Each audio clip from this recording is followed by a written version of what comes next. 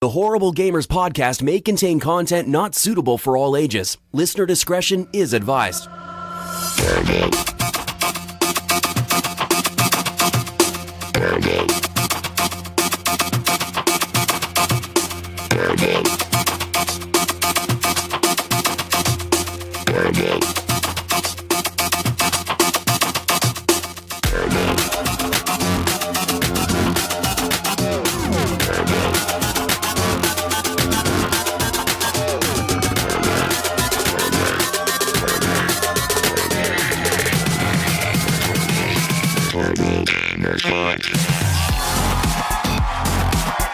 Welcome, ladies and gentlemen, to Horrible Gamers Podcast, show number 198, being recorded on April the 7th, 2018.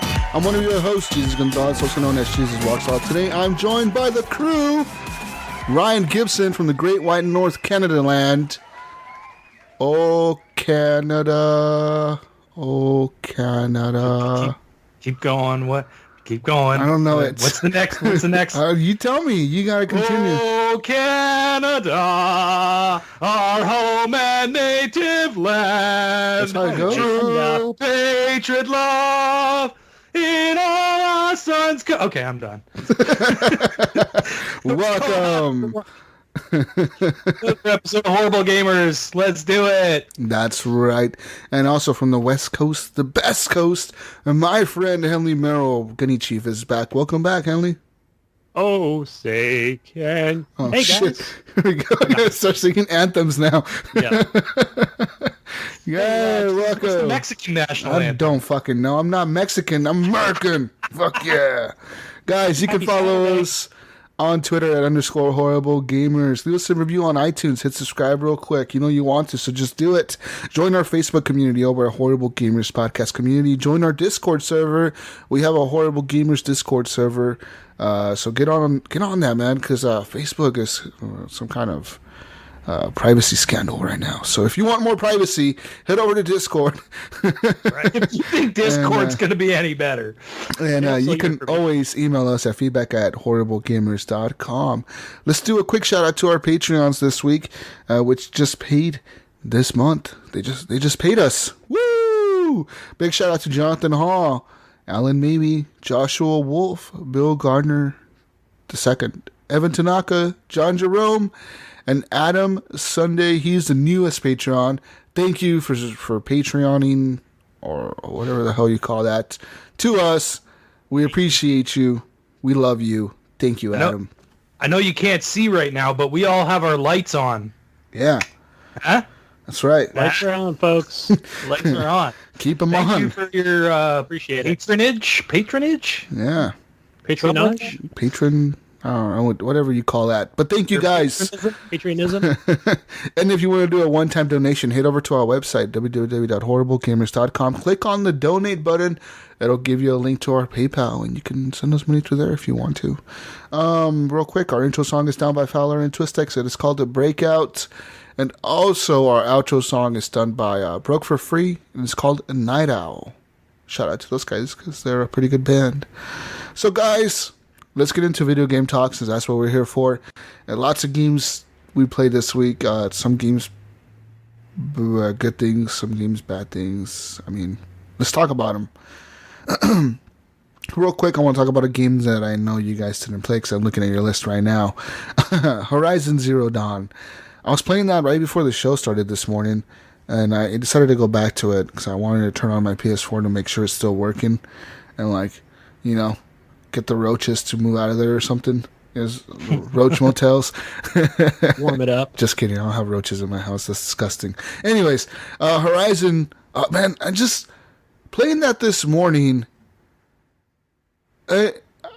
And coming from Far Cry 5, I got to see the differences in the game, and it's incredible. Like, that Horizon game is good as hell. Like, it's so good, guys. I don't know what it is about it. It's just how you just run through the world so fast, and you can just run and hit triangle and just pick everything up as you're running. It's so perfect. I'm like, yes, why can't more games do this? Just let you pick shit up in like half a second as you're running past it, you know?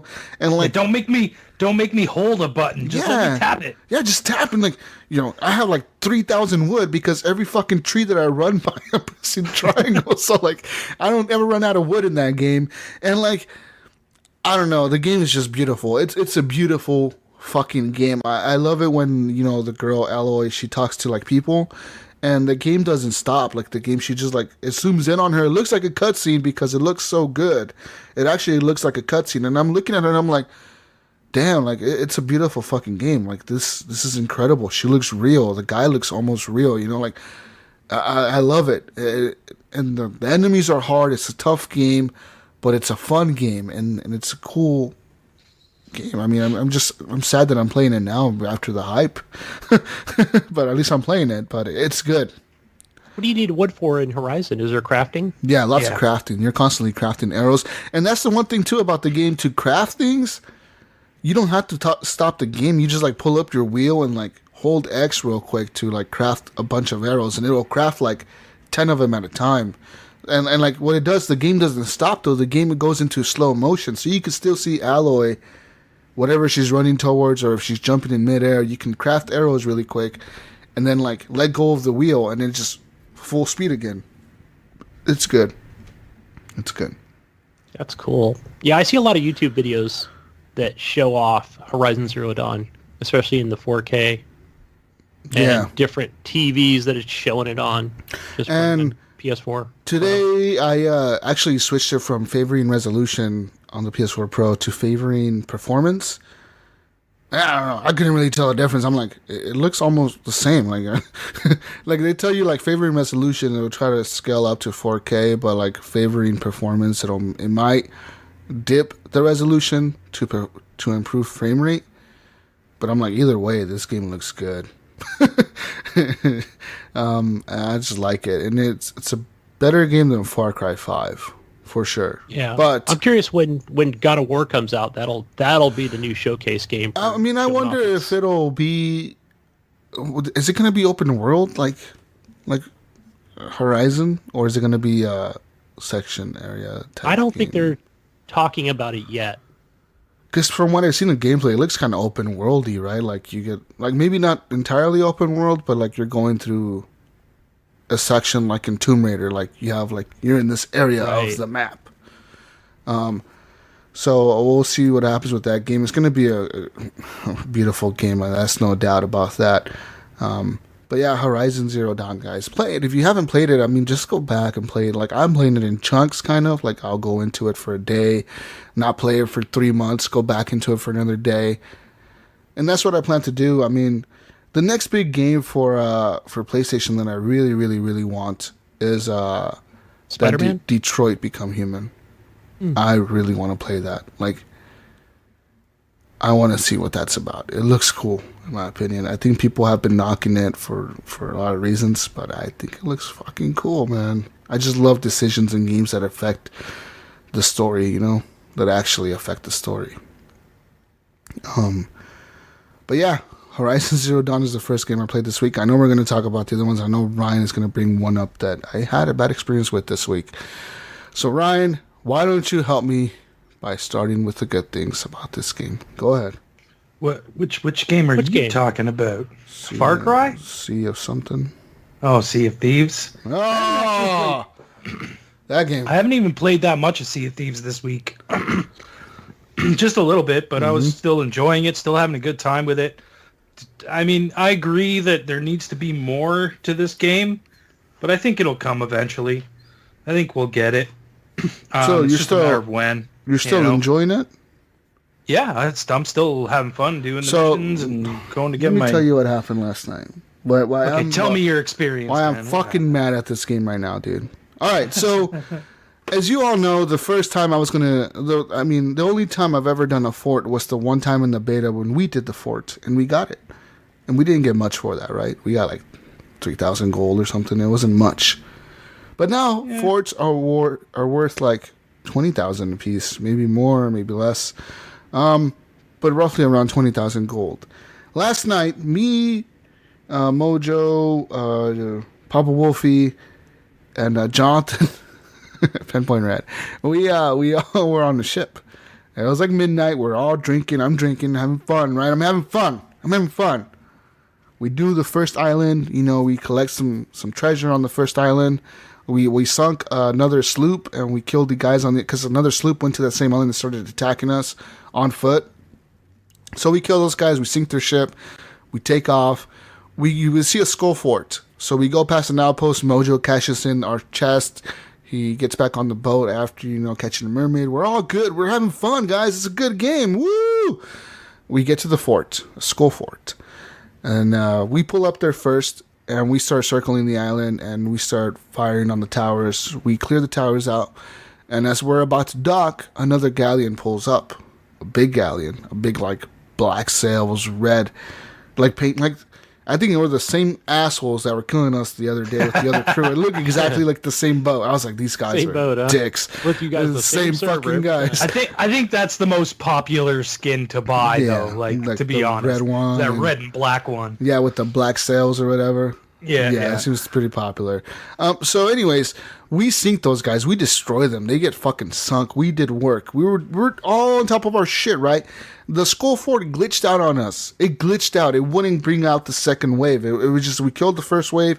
It wouldn't bring out the second wave, so we had to leave. We went to an outpost.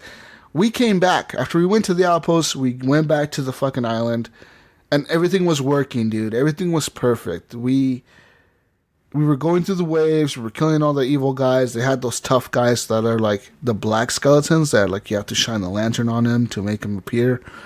We were doing those guys, and all of a sudden, last wave, the captain comes out, right?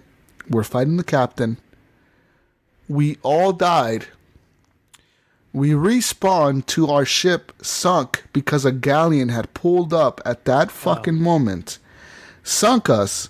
They killed the captain because we had weakened the captain a lot. That motherfucker was almost dead. They fucking... They opened the vault. They cashed in everything we worked for the last 2.5 hours, dude. They got everything. Everything in the vault was theirs. I was like, are you did all the hard work Yes, we sat there and fought the skeletons for hours, and we did all the hard work. All they did was pull up at the last second, sink our galleon, because I think Mojo was the only one on there, and I don't even think he was on there. I think he had just set the wheel, so the boat was just circling the island constantly, and I think he walked away from his controller and just left it the way the wheel was, and it was just going in circles around the island, and we all had died. And then sure enough, dude, the other galleon just pulled up and destroyed our ship, sunk us so fast, and then we couldn't get it back. And we had lost all that progress in a matter of a minute. I was so mad. So frustrated. Oh my gosh. I'm like, I bet. I would be mad. This game is the stupidest fucking game ever made. Oh, God. How do they let people just pull up on your bullshit and kill you when you did all the work? It's like in Call of Duty, if Gunny has 24 kills, he's about to get the nuke, and I go up and kill Gunny and I get the nuke. I was like, oh, thank you, Gunny, you got all the kills, and I kill you once and I get the nuke now because I killed you once. Sucks for you. You fucked up. It's such bullshit. It gets me mad. It's a pirate's life. I don't give a fuck. I don't give a fuck if it's a pirate's life. It's a bullshit life. That's bullshit. They need to do something. You know what, though? Fix it. You know when it wouldn't be bullshit, Jesus? I'll tell you. Is if you were the boat that rolled up on someone. Yes, and that's what they told. And that's what the crew and you'd is. be on here going, oh my God, Sea of Thieves is so amazing. We sunk their ship and stole all their fucking treasure. It was fucking awesome. We got a huge payday. We didn't even have to do nothing. And that's exactly what everybody was telling me in the party, and I was like, fuck you guys. Fuck you guys. This is bullshit. Half full, not half empty. Jesus. It's half empty. It's fucking empty. They just shattered the glass. That's what they did. They came by and they knocked the glass over. On the ground. It's broken glass everywhere. It's in my eyes. It's fucked up. On it, foot. Oh man, it's so stupid how they could just do that. Fight another day, Jesus. Back to it. They just sprinkled some salt on your wounds. Yeah, and then they laugh at you. You squirt some lemon in there. pour some alcohol in there. It's like, fuck you, you know, like, oh man, it's so annoying. I was mad. I really was. I was just like, we're gonna have to name this show "The Salty Sea of Jesus' Thieves." It's just bullshit. Like, wouldn't you be upset if that happened to you? Like, you did all that work, yes, dude. all that fucking work for nothing, just so someone could take it from you in a second. That's so dumb. Well, it's like, you gotta. Hey, Jesus. Here's my advice to you. Get good. Oh, shut the fuck up. Fuck you guys. I wasn't on the ship when the galleon rolled up on us, and Mojo wasn't on Mike. So he never warned us that there was a galleon pulling up on us. So what you need to do is have a wheelman on there. So you can only do it with 3 people. Mojo was the wheelman. He was away from Mike. I think this is Mojo's fault. He does that sometimes. I've noticed when you're playing with him, he's just gone. I think I'm gonna have to blame Mojo for this one. Hashtag uninstall Mojo. It's okay, Mojo. You're always welcome on my ship, buddy. I love Mojo. He's British. I can't talk shit about him. He's cool. I like his voice. One thing I did notice though about the game is that a lot of British people play that game. Have you guys noticed that? I play with a few British randoms. I feel like British people are like harkening back to their bloodlines of having the biggest navy in the world, you know. They're just they're just going back into their blood. It's in their blood. The navy is in their blood, I think. They just like there must be rare posters all over with Sea of Thieves out in England. No, it's in their blood, dude. British people love to sell, I think. Yeah, I think I'm currently watching a season on. It's like America with guns. Or on an island. It's like America with guns. It's the British with their ships. That's what it's like. Don't take my ship. That's what they say.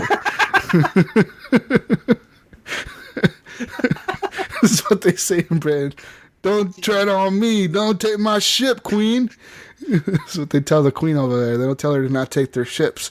I mean, I don't know. Big shout out to you guys, though. I love the community playing this game. It's fun, but it's frustrating at the same time when you lose like that. Jesus, even though you lose progress on something like that, like, I've always found that I still have a good time with the people that I'm playing with. You know what I mean? Like, we're always doing stupid shit and joking around and, you know, we're laughing our asses off fucking doing dumb shit, you know?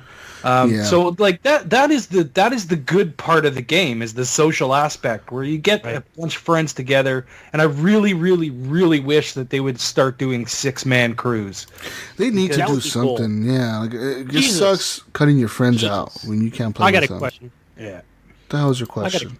I got a question for you. Do you feel like you're just kind of going in because you feel like you're on that competitive, well, maybe not competitive, but do you feel like you're too focused on this game? As far as, like, you want these objectives done. I mean... Well, yeah, I do, because I want to get to level 50. Aha. Yeah. I mean, what's the reason to play the game? I mean, I don't know. What the fuck do you mean? I mean, that's the only reason to play the game is to get to level 50. I don't know. I mean, I feel... Gosh, you know, I wasn't there last night, but...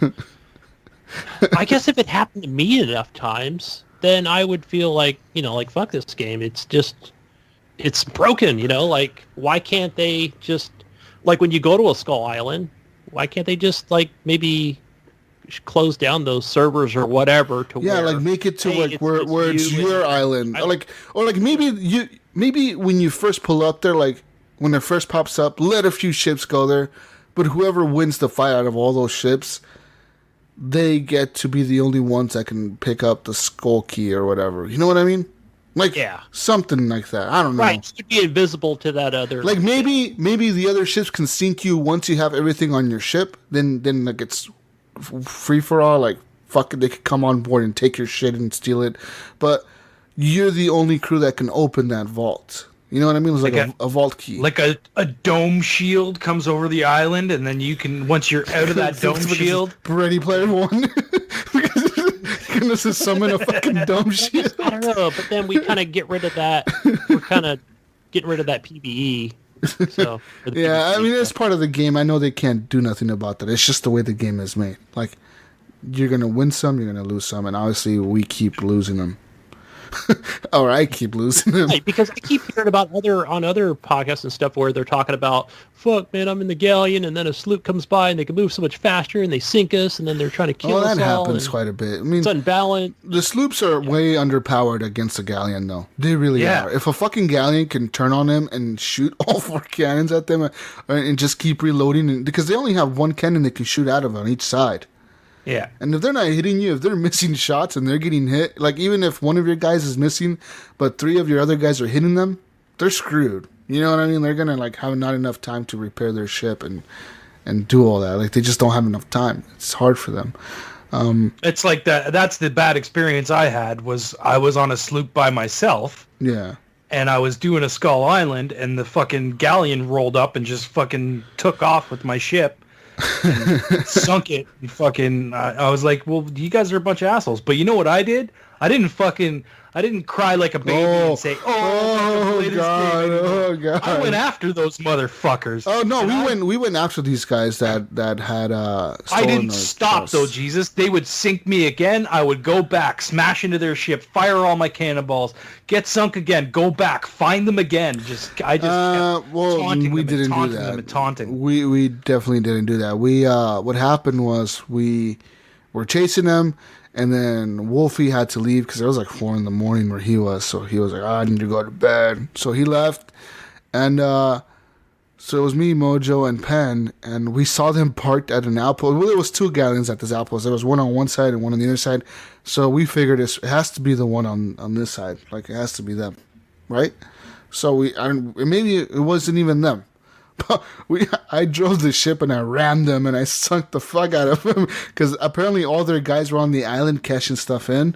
Yeah. So we went up and we just rammed them. They were like, "What the hell?" And I was like, "Dude, you assholes sunk us." And they're like, "What are you talking about? We didn't sink nobody." I was like, "Fuck you! You betrayed us!" Like I was just talking shit to them. And they were like, "We never sunk you. We don't even know who you are." I was like, "No, fuck you! You sunk our galleon, you assholes! You stole our treasure!" And they were like, "You know what? What are you talking about?"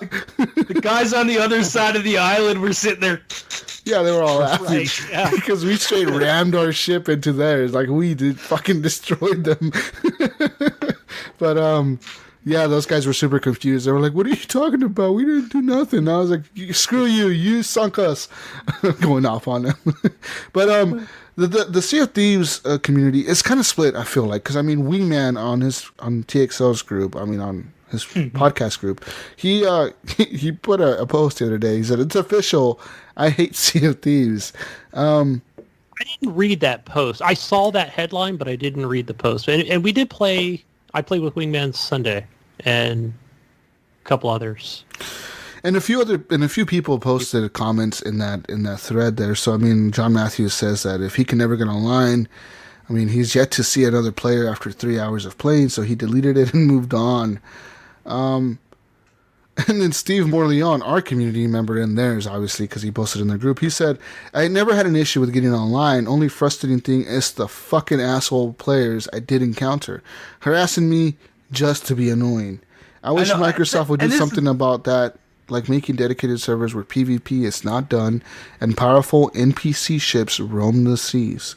Kind of like in Assassin's Creed 4, right? They had, and I'm pretty sure Ubisoft will do that with Skull and Bones. They're gonna have those big, huge NPC fucking ships that are like, maybe they have a few sloops rolling with them or something, you know, and like big things you gotta attack, and you gotta like have allies with you to attack those huge ships. I definitely could see them doing that with Skull and Bones, because Skull and Bones is still, I don't even know what happened to that game. It's still development. We'll hear more. Still in development. Yeah. So I mean, I think Ubisoft can really pull that off with that game, and just don't. I'm surprised that Rare didn't add any NPC ships at all. No, I know. I was really shocked that they didn't add any sleuths or anything. Yeah, I mean, the game's not supposed to be that way, though. It's supposed to be, PvP. It's supposed to be real people. So I don't know, man. And people, it's funny that people complain about, "Oh, I played for 3 hours and I didn't see another ship." But you know what? If they did see another ship and got sunk, they'd be complaining, "Oh, there are other players and I couldn't even get my thing." You know what I mean? It's like they can't fucking win. It's like, What do you want to So do? I did play this past weekend. I played with Wingman. Are you the last person to play with Wingman? Were you on that crew?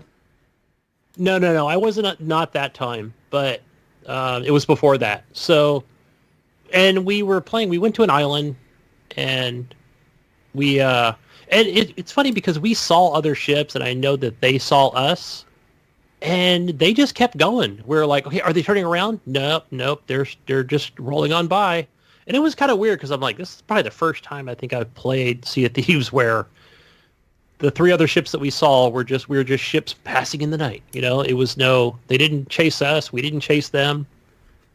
So, and we went to this island. We were there for quite a while trying to figure out this riddle, and I finally got it. And I was like, oh my God, I found the crow or whatever it was. It was the turtle on the picture and figured out the riddle. But I was on that ship. I was like, okay, I'm going to stay here, guys, and just kind of scope things out. And man, it must have been a good 20 minutes. I didn't see another ship. And I was like, okay, fine, I'll go to the island.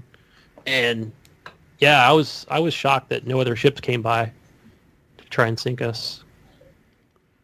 But yeah, it was... Yeah, I mean, I don't know. The game is just... I don't know. The game is kind of bullshit sometimes, and it's kind of good sometimes. I don't know. Each situation, every time I go in, it's different. Jeff Malek check. He said, it's just a boring game. I'd be furious if I paid $60 for this heaping pile. Thank goodness for Game Pass. Another person said, it's pointless. It lacks direction. It has little to no content. And I personally said that I feel like it isn't a good game. Like, it's just a bare bones experience and it's not good. Have you guys seen what you get when you reach level 50? Have you guys seen what happens? What you get. You get a mix of missions together. And that's stupid as fuck. That is the stupidest thing ever. Like, why can you not get to name your ship? Why can you not get maybe a new kind of galleon, a new looking galleon, a new kind of sail, a new kind of outfit, some fucking shit? I don't know, man. I think we're going to see that. It's just stupid to me how... I think they're going to wait till E3. No, you have to... This is going to be our new update. They can't wait till E3. They have to do it before E3, so at E3 they can make me mention it, passing mention of it. They're not going to hype this game at E3. They're not even going to... They might mention, like... They're going to mention this, fastest selling new IP. And they'll say that, and that's it. That's what they'll say. They'll be like, this year with Xbox Game Pass, we're excited to announce we're going to have more games coming faster for Game Pass with our fastest selling IP ever on Game Pass. And that's what they're going to say, like, and everybody's going to know fastest selling new IP means Sea of Thieves. But they're not going to really talk about it. I doubt Microsoft is going to have Rare up there taking up fucking time talking about this game. I don't know. I think they will go. I think Rare will be on stage telling us what's coming for Sea of Thieves. You think so? They need to, because not that I'm excited for it. It's lame. It's just, to me, it's a boring game. Jesus, I'm still having fun with it, but I agree that there needs to be more. There needs to be something more, and there needs to be more rewards. There needs to be, like, instead of putting missions in those messages in a bottle, why don't they have, like, a collectible, like, give us new songs or that we can play. Or something, you know what I mean? Like, I don't think Microsoft operates that way, obviously, right?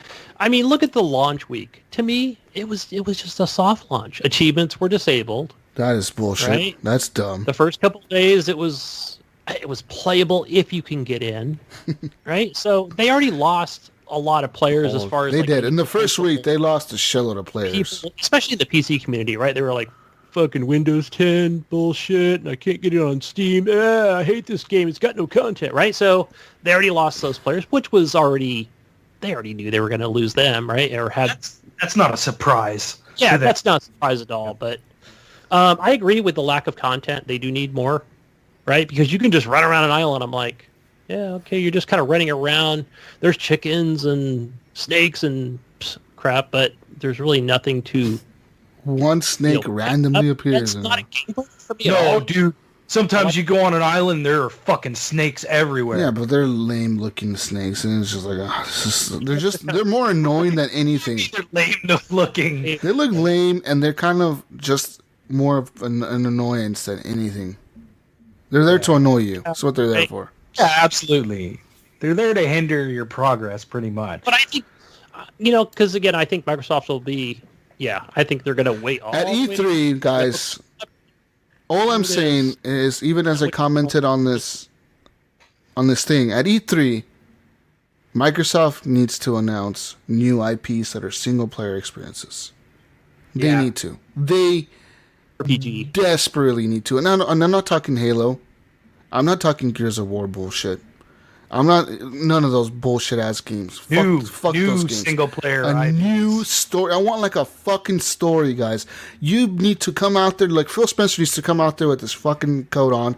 Be like, guys, Xbox has listened to you. We're finally doing something after 5 years of fucking up. Check out this trailer for this new thing. And I want it to be like anything, just a single, anything that could hype us up for something that's a story that's single player that's just going to be fucking cool, man. They need at least one. Break, like a couple years ago. Like, I don't see why they're taking so long to make something. Here's the thing, Jesus. The next level. Let's look back, okay? Because they have put out single player games. Well, Sunset Overdrive. That were new IPs, let me finish. Quantum Break. And they failed. You got Recore, single player game. It was a lame game. Did not do well, but it was a single player game. It was lame. Quantum Break. Don't tell me it was lame. I know you liked Quantum Break. Good. I enjoyed Quantum Break as well, but critically acclaimed, it was panned, and it didn't do well for them. Now, I mean, you look back at stuff like this. You want to know why? And why should they continue to make single-player IP? Because back then, Microsoft was the losing platform. Right now, they're gaining steam with the Xbox One X. This is the moment for them. They have all the cards lined up. They've launched Game Pass. They've launched the world's most powerful console. They got VR kind of working on it. They're working on it. They're teasing it. They have all their ducks in a fucking row. We've gave them enough time to pick themselves up off their fucking ground and get back on their feet. They're on their feet now. They're gaining steam. They're getting exclusives from PlayStation that people never thought would come to the Xbox. And now those teams are finally saying, hey, maybe we should get over to that platform over there because they seem to be gaining some traction. No Man's Sky, Hellblade Senua's Sacrifice, both big games for Sony coming over to Xbox. Okay, Hellblade comes out next week, man. Yeah, I was hovering over the pre-order button this morning. I was like, do I want to buy this again? Yeah, I kind of want to play it on Xbox, I think. It's got another important game that's on Xbox that's not on the PlayStation, and that's a game in preview called PUBG. Now, people may look at that and go, you know what? No. It's not Fortnite. No. Fortnite's everywhere, and it's free. But you know what? PUBG, how many copies have they sold on that game? It's like, 10 million? But I'm sorry to say, Gunny, PUBG is lost. PUBG is not Fortnite. Fortnite is the new king. I'm sorry to say it, dude. As much as I love PUBG, and I agree with you, PUBG is a good game, and it might be funner for me than Fortnite, but it's no Fortnite. I look at my friends list now, Gunny. I look at my friends list, and nobody is playing PUBG anymore. No one. There's maybe one person. You know, everybody that and then I see like maybe Fortnite, 5 or 10 people playing Fortnite, but nobody's playing PUBG. Yeah, but the game is if you put a free game. You know where PUBG screwed up. And people buy. PUBG, you know where PUBG screwed up, Gunny? They didn't sell out to Microsoft. They wanted to be greedy and they wanted to say, we'll come out on PlayStation eventually. We want you to help us with the development. And that's where they screwed up. Rumor has it Microsoft wanted to buy the game as an exclusive IP for the Xbox. And they wanted to buy the studio. They wanted to buy Bluehole. And Bluehole was like, no, we don't want to sell out to you. We want to bring this to other platforms because we think we'll make more money than selling out to you. We'll make it on PlayStation eventually. And Xbox was like, well, okay, then how about we do this preview deal? And they did the deal. And they got it. They got money for that. And they got development help for that. But I bet you right now PUBG is sitting there thinking, fuck, we should have sold out when we had the chance because we're losing bad. The thing is, though, is now Tencent is hovering over top of them. And Tencent, I guarantee you they're making them offers. I guarantee you Tencent's offering them money right now. I think we'll see it on the PlayStation platform soon enough. Well, it has to. It's not soon enough. Yeah. It has to. It's not about them wanting to, Gunny. It's they have to because they've lost the race to Fortnite. And we've seen what happens when you lose the race. Look at the Xbox One versus the PS4. As we were talking, Xbox IPs are not very good because they're the losing platform. People were playing on PlayStation. People were excited about the games on PlayStation. PlayStation was smart. They had the better selling system. They had the cheaper system. They had the more powerful system at the time. And they were really smart about the marketing, and they just killed Microsoft at the time. And right now, Microsoft has turned it around. They got the console. They have the Game Pass, the Netflix for games almost, and they have everything they need. Now they just need new exclusive IPs that are going to be single-player experiences. Give me something like Horizon Zero Dawn on the Xbox. Give me something like The Order 1886. Give me something like what are the other games on PlayStation? God of War, The Last of Us, Days Gone, Spider-Man. Give me shit like that. Yeah. You know? But Jesus, going back to Sea of Thieves really quick, I think if Game Pass did not exist, right? There failed. was no $10 a month. I would have a totally different position on that game. On this show, shit. I would be like, you know what, guys? I don't know if this game is worth $60. I'm having no one would have been. Ryan's it would have never been worth $60. I couldn't tell the audience like, yeah, go pay $60 for this. If this game you gotta get it. wasn't on Game Pass, we wouldn't be talking about it right now. It would be like No Man's Sky. It would be like, let's not even talk about that game anymore. It's not. Let's act like it doesn't exist. But I mean, me and Ryan we were hyped for it, so we would have already. I was hyped for it. What are you talking about? We were all hyped for it. It's just, if it would have released only at $60, Microsoft would have a shitstorm of people asking for refunds, and I'm sure they even had people ask for refunds. The ones that did buy it for $60, but it would have been like a No Man's Sky situation. Fucking all the websites would have been like, dude, what the fuck did Microsoft release for $60? What the fuck is this?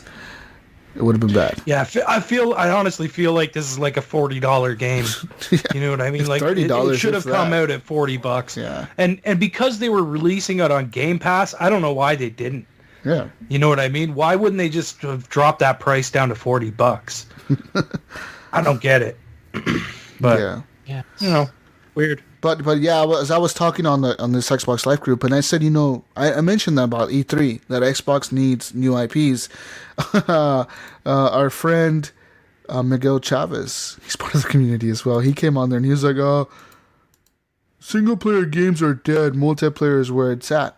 And I was like, really? Kind of funny you say that when Sony's best selling games, The Last of Us, Uncharted, fucking God of War. You know what I mean? Like all these are all single player experiences. And he was like, well, they're not as good as like multiplayer games. I'm like, you're kidding me? That's your opinion. Yeah, that's your opinion. Yeah. Like me personally, I fucking hate multiplayer games. I'm not a big fan at all. I don't want to see just competitive multiplayer games all over the place. I want my single player experience. And he mentioned, he was saying, and I told him, I disagree with, there's still a place for single player experiences. Absolutely. Like, look at Wolfenstein and look how well that was received. And Far Cry 5 even. Far Cry 5 is mostly a single player game. And he was like, Wolfenstein nobody plays, and Far Cry 5 will fall off hard. Come back to me in a month. And I told him, yeah, you're right. In a month, God of War will be out, and then Detroit the month after that. You know what I mean? Like, these are all single-player games that are right. But the thing is incredible. they didn't cut corners to make these games, right? They don't. Yeah, these are complete AAA titles that. But like Destiny 2, who's talking about Destiny 2 nowadays? What podcast do you hear people talk about Destiny 2? I mean, there's games that are multiplayer games other than just dead. Destiny podcasts. Well, I mean, you got David Snyder. You don't see him posting about Destiny 2 too often, right? I mean, he's kind of moved on to the next thing, right? So it's been a while. It's been a year, so. I mean, I don't know.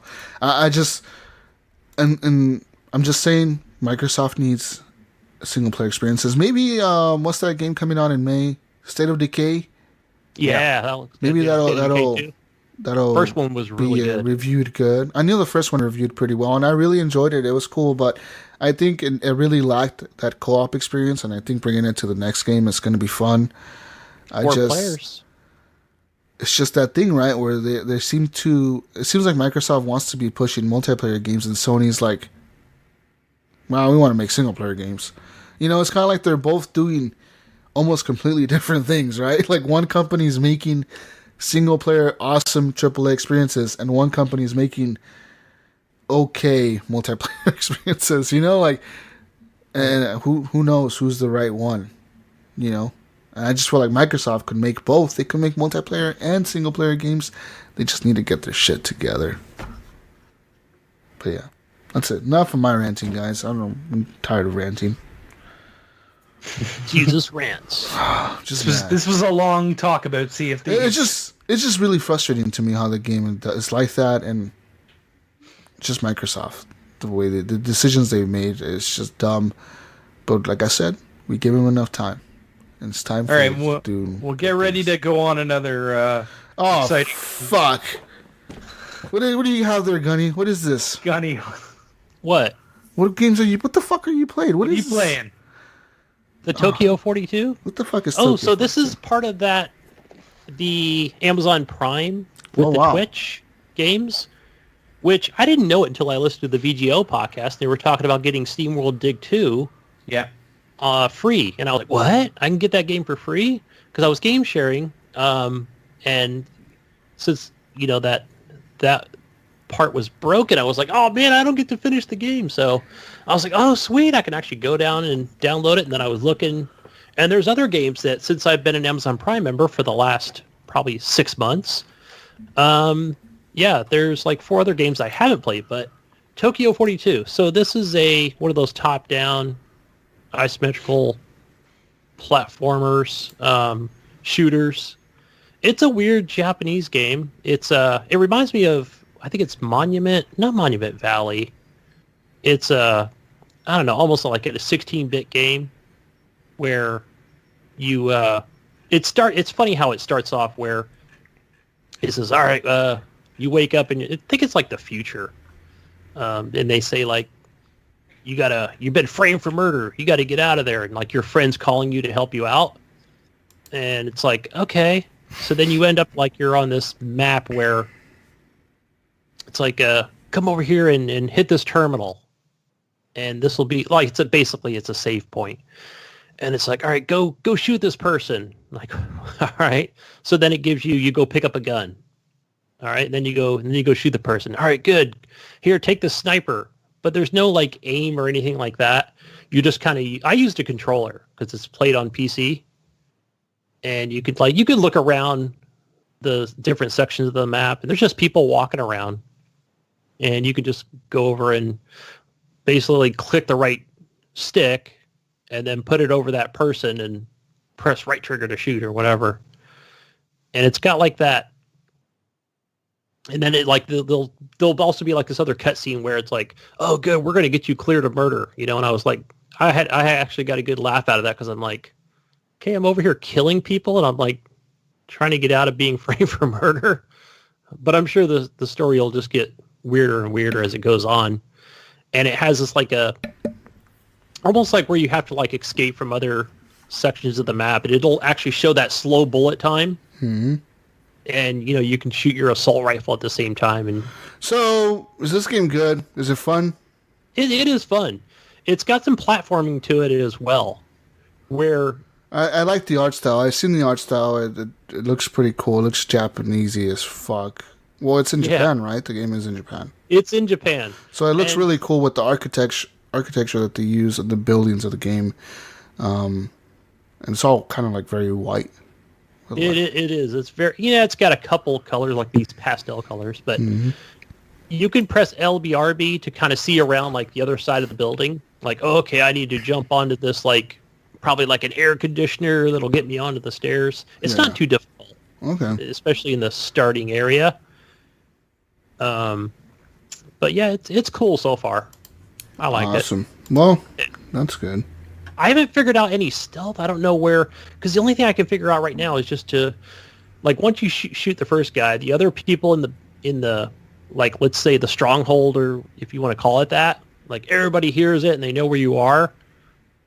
And it might be just the fact that I'm playing with a controller where I can't shoot like up a stairs, area to get the guy on top, but he can shoot down. I'm like, man, maybe if I played on PC, it would be different, or a mouse and keyboard.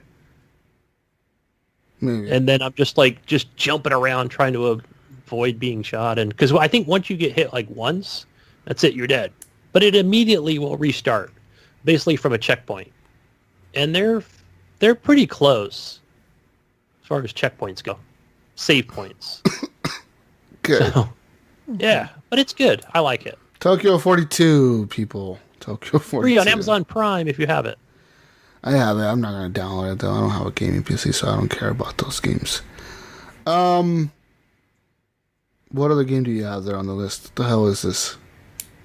Cities Skylines? Oh. On the Xbox Game Pass, baby. I just started a game, actually. Another one? No. So this is the first time I've actually played on Xbox. I've been playing it on PC. Oh. I played it Monday because it's my favorite game. I'm making a new map, man. I'm in the map editor, guys, on the PC. Okay. It's fun, man. I'm like creating lakes and rivers and bringing in... So this game just came to Xbox Game Pass. For all the listeners listening, it came to the Game Pass. Is that how you're playing it?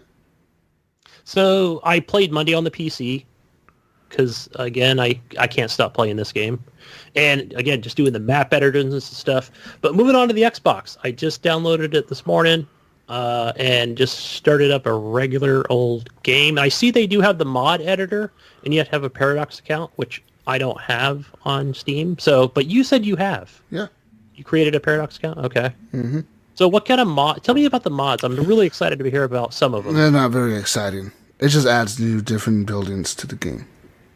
Okay. That's it. That's it. That's that. nothing like, mod in like crazy looking cop cars or like nothing like that at all. It's all like, this new type of apartment building. Like instead of your apartments looking like this, all your apartments will start looking like this. Or like you can like add a mod for like a special building. Like you could install this one building that's like maybe like a huge tower or something into the game, and those are assets. So I guess they're in that modded. It wasn't really right? interesting. I thought it wasn't worth it to disable achievements for that. I was like, it's not worth it. Yeah, those are assets, and those are things like add an IKEA building, store. Yeah, add some Those stupid fucking other add this building that's like a game development company or whatever. But just like, okay, like I already have that in the game, but I guess I'll add this one. Like I don't know.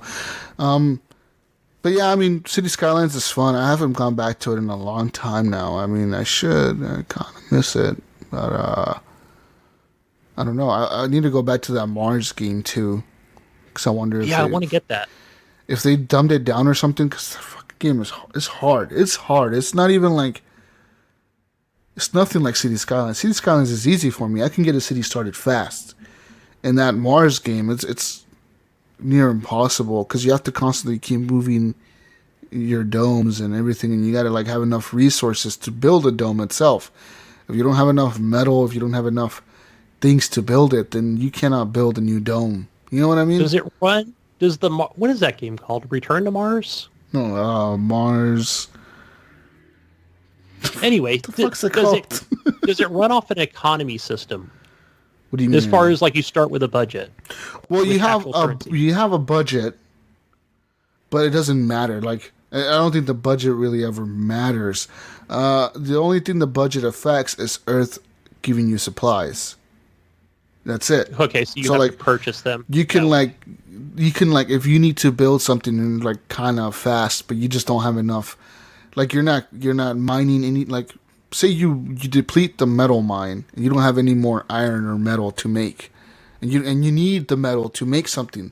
I need to build this factory or this building, but I can't build it because I don't have enough metals.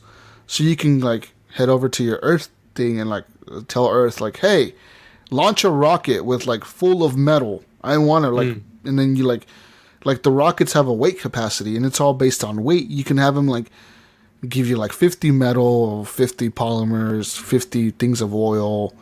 It all depends on how much weight. You max out the weight and then you can launch the rocket and it'll take a year or two to get to you. So you gotta wait that time for it to get to you.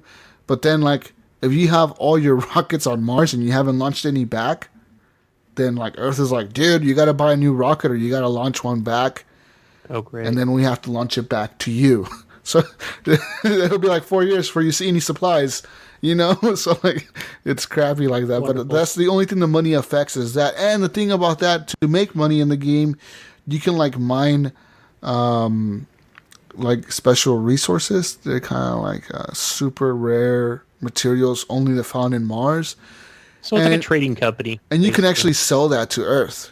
Or you cannot, like, you can keep it on Mars and say, like, I don't want to export anything. I want to keep it all here, because you can use those resources maybe to build something in the future, right? You don't know. I haven't got that far. So, like, I was like, no, screw this. I'm gonna deplete this shit. Sell it all. So I was constantly sending rockets to Earth with like metals, like special rare metals, and like they would be like, hey, we'll give you $1 million or $2 million for sending this over. Like, thank you. And then. But like I said, in the Mars game, the crappy part about it is you have to constantly be searching for things to mine. And it's super hard to do that, you know? It's just you're constantly moving. Yeah. Yeah, that's surviving Mars. Oh, there you go. Yeah, that's what it's called. I need to get back to that. Cool. You just reminded me about that. I should play it. But yeah, City Skylines on Xbox. Play it, guys. I talked that game to death already last year, and yeah. I'm pretty sure we've talked more. I can go on about it forever since I played every week. Yeah. But let's finally get into, I guess, Far Cry 5. I'm still playing that game. Still having fun. I've killed the bottom left guy. I think his name is John or Jacob. John. Well, you killed John last week in the beginning. Yeah, that so first area where they take you. So I killed him, and then I went back there and I did all the silos. I did all the outposts, and now it says that I have like 49 out of 52 missions done, or something like that. So I think the last few missions are like finding all the lighters and finding all the comic books. Well, I think that's it. That's what I asked you. I wasn't sure if that was an achievement or if it was actually. It's a mission. Oh, okay. Yeah. It is part of a side mission, right? Yeah, you get something. Finding the lighters. And I kind of like read on Google that like if you find all the lighters, you don't get much. You get like a med kit and like a body armor and ammo. Oh, great. Like you don't get shit for it. Like it's not really worth it. I was like, I spent like 3 hours the other day flying around the map in a helicopter looking for the lighters because I had bought the map that shows you where all the lighters are. So I was just flying in the helicopter, going to different areas of the map, flying in there, and landing it, getting the lighter, flying back out, getting on the map, looking again, setting a waypoint, flying to the other side. And, like, when I found out you get, like, a fucking rent, I was like, this is the most bullshit thing ever in the game. Like, why would you make a fetch quest for 12 things that are scattered around the entire map, hidden pretty well? They're, like, in random-ass spots in the middle of the woods somewhere. And I'm like, why would you do this when, you know, like, all you get is this? It's kind of dumb, but it really is. You always hear those stupid stories from the developers that say, yeah, when we were making this game, just like in, Alan Wake, you know, where we drank a lot of coffee, so we thought it would be funny if we just put, like, coffee mugs everywhere around the, you know, the world, and you guys can go find them. Although you're not going to get anything for it, but still, we thought it would be cool. It's just filler, you know? But I met Faith the other day. I went into her area. I flew. The way I actually went into her area is I flew a helicopter in there with CeeLo, and we flew at the Jesus Christ Tower looking thing where like Joseph is on the tower. And I fucking pulled out a rocket launcher. We blew it up, and then she came out of nowhere and she was like, "Hey, follow me." And I'm like, oh, yeah, you're cute. I'll follow you. And she's like, I'll follow me over here. And I followed her. She made me jump off the tower. I was like, damn, I would jump off the tower for this girl. She's super cute. I'm jumping off the tower. I jump off the tower. And then, whatever. Like, I'm just in her area now. I'm just doing missions. Like, she's always appearing randomly. Like, random as fuck. I'll be like, hanging out. And she's like, and you'll just hear her, you know, hey. Like, no, like, she appears. She's like, yeah, she just appears out of nowhere. She's like, hey, you know what you're doing is wrong. Like, I'm like, yeah, I know what I'm doing is wrong. I don't want to kill you, really. You're kind of cute. Like, you really don't seem like a bad person. You know, she's got the hots for Faith. Yeah, you're doing all this thing, getting people high. Like, this is not really that bad of a thing. Like, you know, you're just getting people high. Like, it's cool. I'm cool with this. No, but come on, she's poisoning the entire fucking area. It's cool, man. Like, she's not trying to cause any harm. She's not causing no harm. What is she doing? She's making people hallucinate and see cool shit. Like, I'm like, this is super cool. Fun. Like, So when you notice that like you'll all of a sudden be walking around and you see like a dude standing there and you're like, oh shit, I'm gonna snipe him. And then you go to fucking snipe him and he turns into like a wolf and fucking comes chasing after you and shit. Yeah, or he'll turn into a bear or a wolverine. Yeah. The other day I saw a skunk and I shot it and it turned into a bear. I was like, by what a the skunk. fuck? Yeah, I got sprayed by a skunk a few times too. But so I did that and I went up to the north because doing the lighter stuff. I went to the north and I went into the Fang Sensor and unlocked Cheeseburger. He's cool. That's where I'm going now. I want to go get Cheeseburger. He's cool. It seems like every area of the map is way different from each other. Like the bottom south left, or I guess southwest is what you would call it. Yeah. That one, it's all farmland. It's like farms and the plains and the farms. And then Faith's region is all like forests and mountains and hippie shit. And then like the north is like where like the national park is, a lot more buildings and stuff like that. And I kind of like the north more than anything else, because in the north I've met like these guys called the Whitetails, and they're kind of like the resistance up there. And like, you know, like in Faith's region, the resistance is the sheriff in the jail with those people. Yeah. Yes. So in the north, it's these guys called the Whitetails. I don't know why they're called the Whitetails. Maybe they're Native Americans or something. I don't fucking know. But these guys are up there with guns in a bunker, and they're like, yeah, we're the Whitetails, and we're going to take our shit back. And I'm like, okay. Yeah, I'm with you guys. And Hell yeah.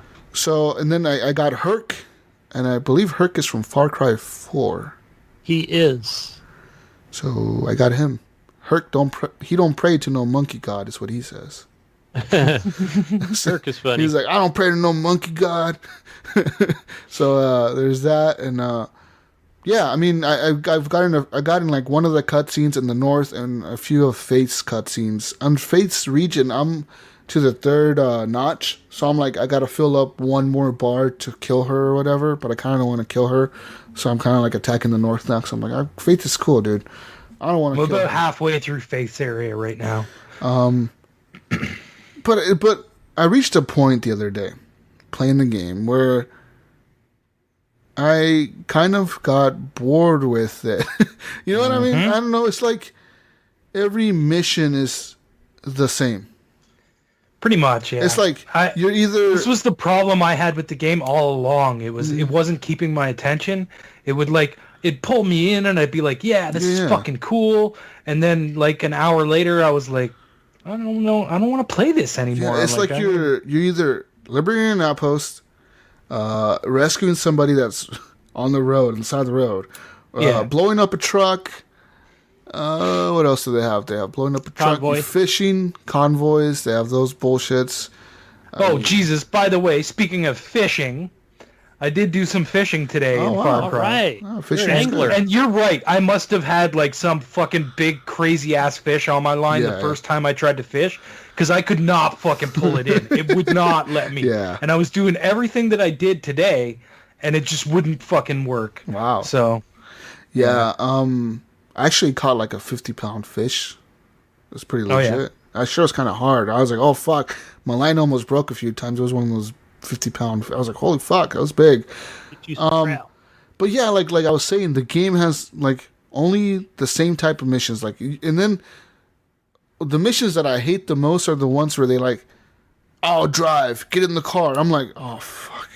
And then you got to listen to it for like, Oh God, drive so goddamn slow, and you won't go through the forest. It's right there. The place is right fucking there. But you got to do this big circle around fucking road. Why are you driving like a grandma? Why'd you crash into the tree? Why are you crashing into the tree? Wait, what? Yeah. Why? And like, can I just meet you there? I'll meet you there, dude. Exactly right. But there's no marker to let you know where you're going. So it's you're fucking dumb. Like. That's the dumbest part of the game. What I hate, Jesus, is when you finish a mission, you go back and you got to talk to them, get some dialogue and whatever to get the next mission. And then, while you're listening to their dialogue, all of a sudden, a fucking helicopter comes along and starts shooting. stops the dialogue altogether, and then you have to fucking start it all over again when you finally get rid of that thing, or it just flies over and doesn't even fucking takes a couple of shots and just leaves. Yeah. And then you just fucked my dialogue, and now I gotta listen to this shit all over again. You fucking asshole. I gotta say a few cool things that I found. I found the haunted house. I found a mine shaft. It was pretty trippy. It was in Face region. It was like a prepper stash, and I had it I must have talked to somebody that had told me where it was, because I was flying over, and I was like, I'll land here, because I was going to go liberate an outpost. And I was like, you know what? I'll land here real quick. And I went in there, and I was creeped out, because it was super creepy. Like, as you're walking in there, there's a bunch of those dead guys, like the guys with the mask on. They're dead, but they're on the floor, and they're just laying there dead. And, like, they're not attacking you. But then, like, Faith starts talking to you. She's like, hey, shouldn't come in here. And I was like, oh fuck, what the fuck? And like, she's like, you need to leave. What are you doing? And I was like, I'm going to the mine, motherfucker. I need to turn on the power to open the door. I'm going to this. And like, it's like a pretty deep mine too. It's pretty deep in there. And like, as you're going in there, she's like, you could see her, but it's not her. It's her shadow, like running on the wall, like Peter Pan and shit. You see her shadows running on the wall. Is this the one where you go up to the top and you get into the helicopter? No. And then you have to fly the helicopter out of the mountain? Oh, that's a different one. I did that one too. That's a different one? Okay, yeah. But I did that one too. But yeah, she's in there tripping you out, and then in the end, like, you turn on the power, and as you're walking out, all the dudes that were dead, they like rise up like zombies and shit. It's like creepy, dude. I was like, this is pretty creepy. But I've done some really cool prepper stashes. That's like a pretty cool part of the game. I really like those. I genuinely like the prepper stash. They're really interesting. And but what cool. Exactly, like I find they're kind of useless. Like, well, perk points. Are you getting parts to craft? You don't really need them ever. I don't really craft anything in this game. You got your grenades. And every time I come across stuff that you need, you need to craft, I'm full. I can't fucking pick it up.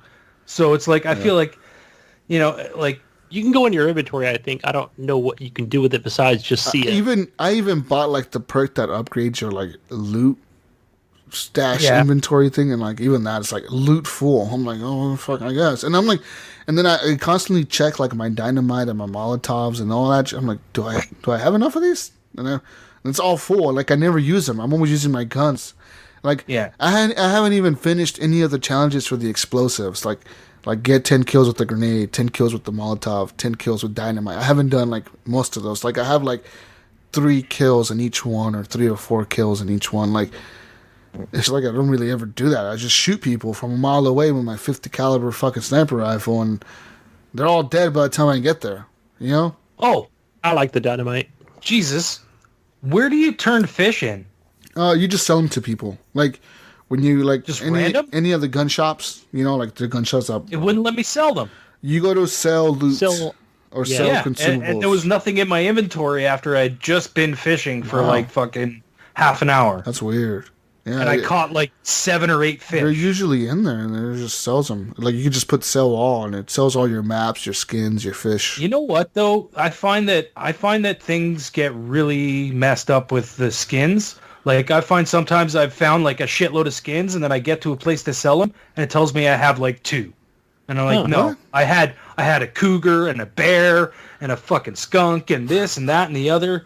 And then fucking I get there, and it's like, yeah, here, you had some feathers. And I'm like, what? Weird. So I just gave up. I was just like, I don't even give a fuck about it anymore. It's not weird. Doing anything for me. One really cool side mission I found was the movie mission. Have you guys found that one? No. I'm still in. Super cool. You get like a really cool outfit when you finish it. It's just cool.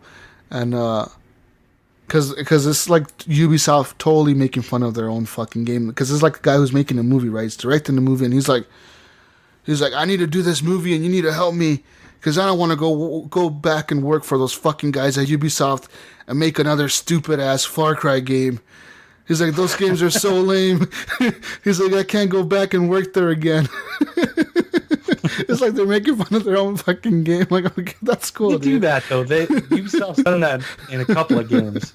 He's like, I don't want to go work and fucking make a stupid ass Far Cry game. He totally says that. I'm like, what the fuck? Oh man. But the game, it's just dumb fun. It all really is. It's just stupid fucking fun. You're just doing dumb shit. And I really like the cutscenes when they capture you. Those are really fucking cool. When you get captured I don't know if you guys have got captured in the north. No, not yet. The first time you get captured in the north, crazy shit happens. And then you realize at the end what happened, and you're like, oh, fuck. That's not good.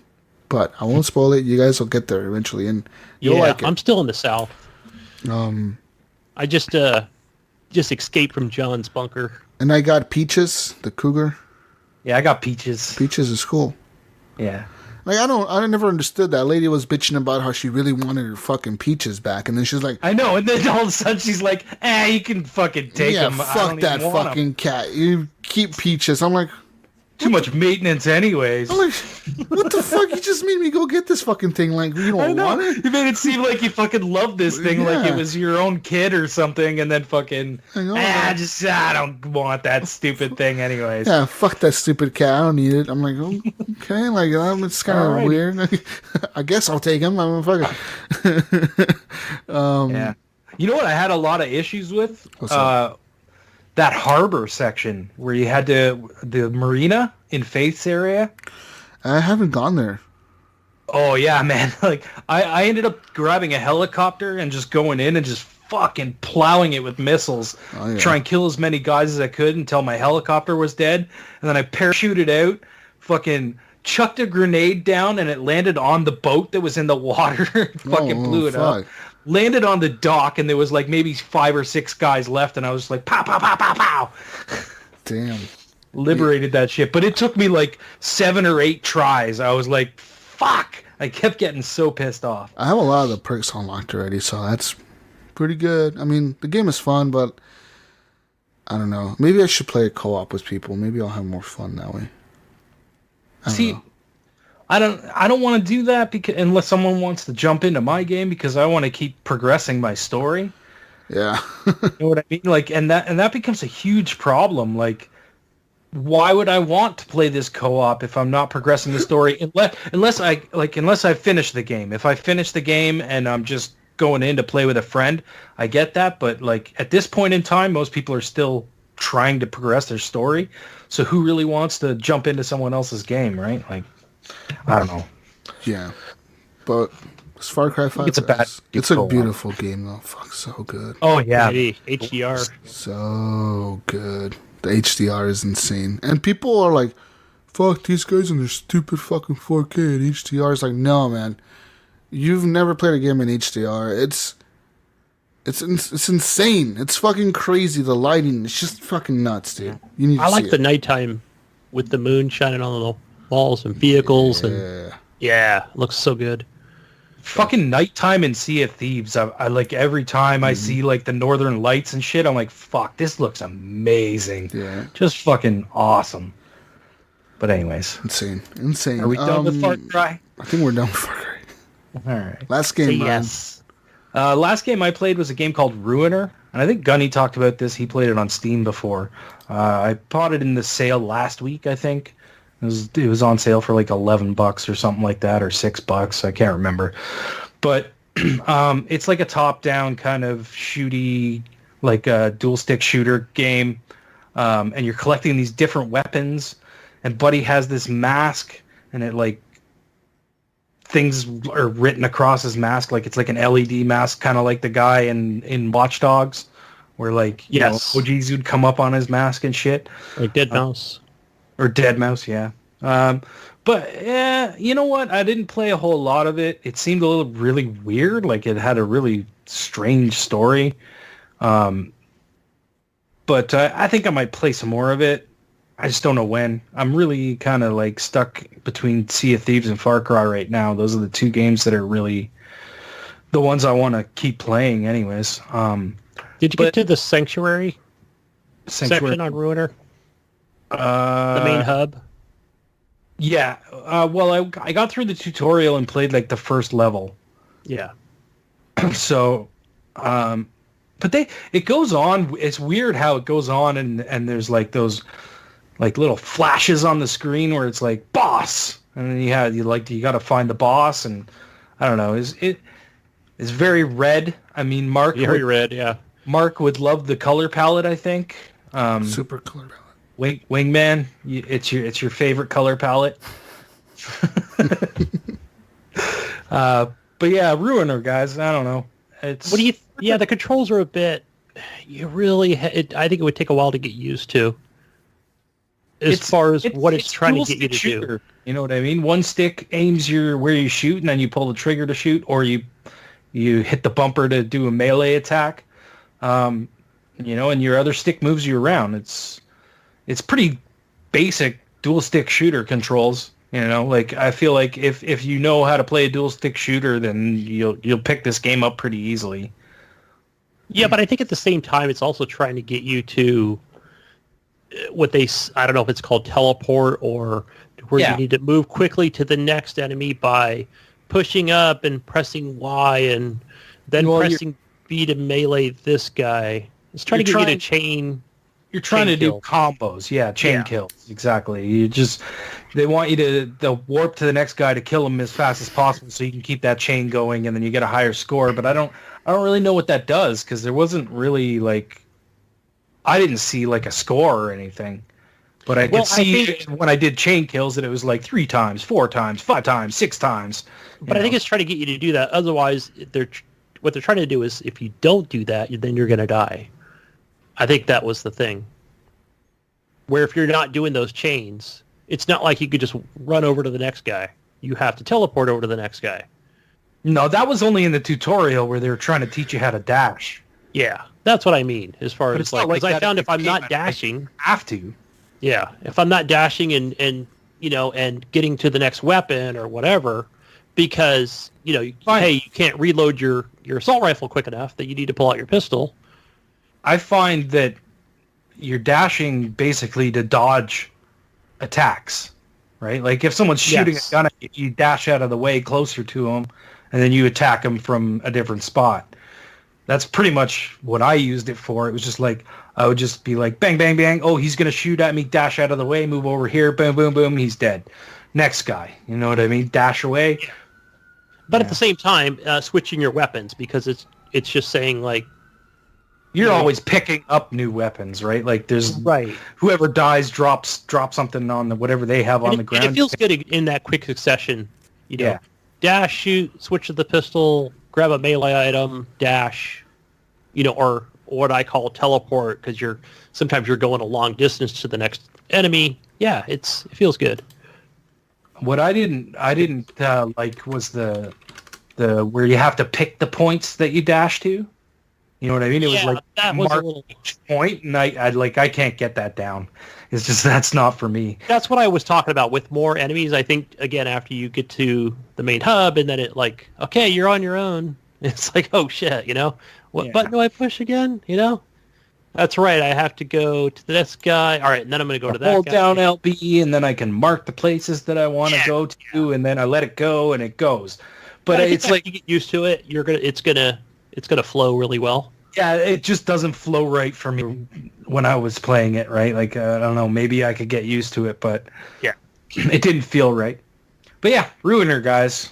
It's an interesting game. Check it out if you're into those dual stick shooters. It's cool because you're being mind controlled, and the thing is flashed across the screen. I think at one point it's saying "kill yourself, kill yourself." Yeah. Kill for me or kill yourself. It's like what? Yeah. Which one do you want me to do? It's weird, like subliminal message flashes. Yeah, it's really weird. Yeah. Okay. It's trip. Sorry, guys. Sorry, I was busy there for a second. I guess we should go for a quick break, and we'll be back after this with the news. Be back after a word from our sponsor. Guys, I miss Vegas. I was born and raised there, and you know what? I miss the casinos. So sometimes I need to gamble.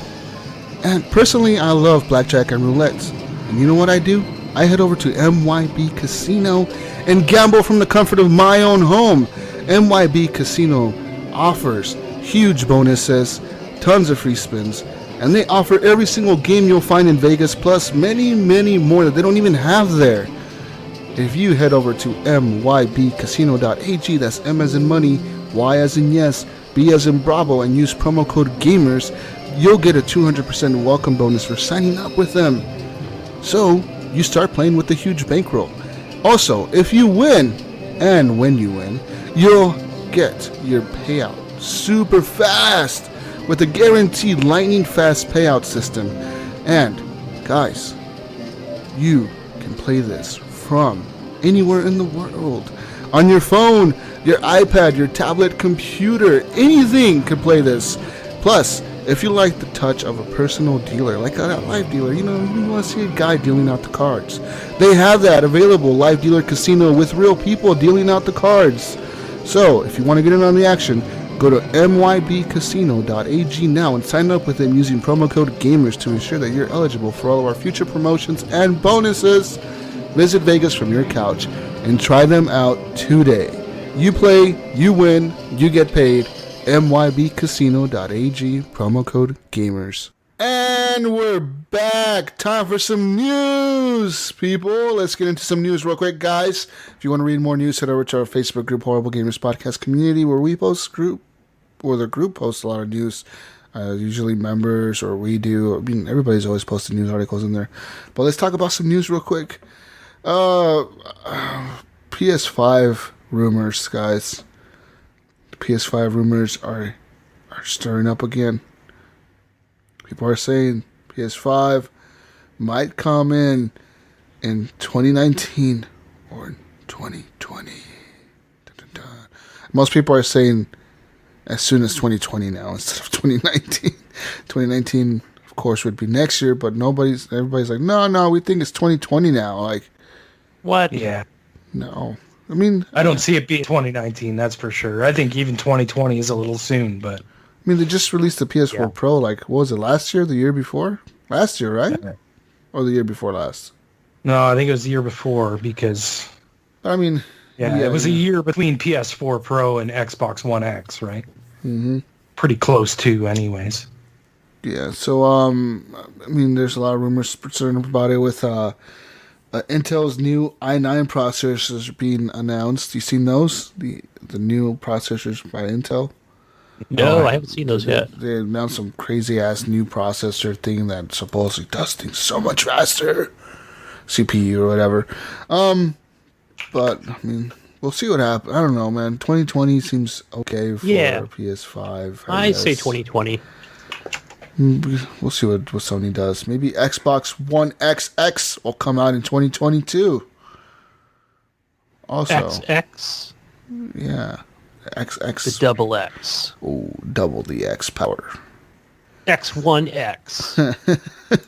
There you go. I just named the next console. Let's talk about Ghost Recon real quick, guys. So the Year 2 expansion, we'll get a lot of free updates for Ghost War and the PvE experiences of the game. So Ubisoft has announced the Year 2 content for Ghost Recon. And the first thing that they will add is Special Operations 1, which will launch for the PC, PS4, and Xbox One on April 10th. And it's just going to be like a new... God, sorry. It's going to be a new, some new modes, some new perks, some new weapons. You can also customize your AI teammates' outfits using any gear you can equip. So now you can customize what they look like as well as yourself. It will all be free content for the most part. So yeah. Okay, wait, guys. So I was just looking, because when we were talking about the i9 processor, I was like, so I'm just curious how much this is. Oh. So the low-end processor, which is the 7900X, is $921. Yeah. For the low end. The high end, the top end one, is $1,800. Throw that in with the GTX 1080 hybrid Ti. Here's the thing: is you better hope you have the right fucking motherboard, or you're going to be replacing that as well, right? Because your motherboard has to support. It has to be an X299, and I don't think most people will have that. Right. So you're going to be if you're getting this new core, you also have to replace your motherboard. Probably not your RAM, I would assume. But that's crazy. But that'll come down. You know what I mean? Anyway, sorry, yeah, Jesus. once they start mass production, whoever that company is. Yeah, it's a brand new thing, right? So the prices are through the roof, but they'll come down eventually. Sorry, Jesus. Let's continue on. I just thought that was it's a piece of information. That means your PlayStation 5 will cost $2,000, people. Yeah, exactly. Yeah. Oh, shit. $500. Wow. Yeah. What else we got, Jesus? $500. No. Sorry to throw you off your game. Throwing in more rumors. We were talking about Ghost Recon. Oh, we were talking about Ghost Recon. Yeah. So Ghost Recon, the season 2 or the year 2 things are going to come out mostly for free. So there's that piece of news. I'm looking at something here that says some of the stuff may be charged for. Let me look at this real quick and confirm that. I like this. I like this line. Substantial post-launch support in year 2 will include 4 free major content drops. Oh, but so they're going to have free content mixed in with the season pass content as well. So there is actual DLC being released in year 2 that'll be paid DLC. With season pass at $30, you will be able to get all the content that will be released on year 2. With that being said, they've also teased Sam Fisher, Splinter Cell's Sam Fisher, with like coming into the game somehow, some way. And they said that they're going to have more info on that on the 9th, so that is Monday. So we'll see what happens with that. I don't know. Seems like Ubisoft is doing the right thing with their games. They're trying to get people to notice that they don't just make a game and just leave it. They are constantly updating their games all the time now. It's good. It's like the new thing for Ubisoft. Yeah, I mean, I like that. I like it. Yeah, I think it's a good thing. Yeah. It's only good. They're supporting their games on a long term. And they seem to be doing well with it. It seems like Ubisoft kind of releases a game and it gets fucking shit on, and then like a year later, everyone's like, "This is the best game ever." Well, I know there's still a lot of people playing The Division, and like that game's pretty popular still. I'm like, how the hell are these people still playing this game? And that got panned when it came out. Oh yeah, I remember that. Yeah. So. But yeah, another news. Save your relationships, guys. It's the new video game Fortnite stealing your loved one. A lot of females and males around the country are signing petitions and stuff to tell Epic to just not make the game so much fun. Stop making the game. Yeah. Shut the It says here servers that down. women have taken to social media to start petitions calling for a ban on Fortnite. They're saying a lot of their husbands and boyfriends and lovers are too much into the game, and they get sucked into it, and they don't want to ever even interact with them anymore. Yeah. One girl said, Chloe De Palma said, "It is taking over our boyfriends' lives and brainwashing them." She also said that neglected girlfriends should be paid attention to more. But yeah. Another petitioner wrote, "Our crushes, significant others, and/or siblings have been corrupted by this game. You thought they were listening to your story this whole time. Nope, they were focused on Fortnite." Oh man! So I mean, Fortnite seems to be the thing now. Like, Did you see this text message? which one? I'll look at the This guy's like, "Work's not great," and she's like, "?" And he's like, "Best I've ever gotten in Fortnite so far is 38th." She's like, ... Seriously? He's like, "I know, you're right. I can do better." Oh Oh shit! Well, I mean, Oh jeez. I guess is this real? Is this a real story? Am I reading some kind of satire? Yeah, I Onion? saw the tweet. This is from the about Washington this news Post. article.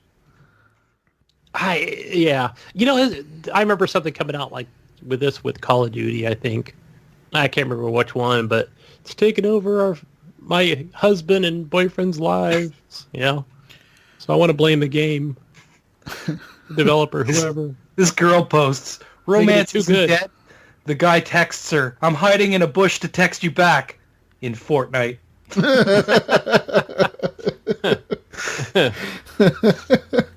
It's the new thing. It's taking over the world, guys. Fortnite. Yep. Yeah.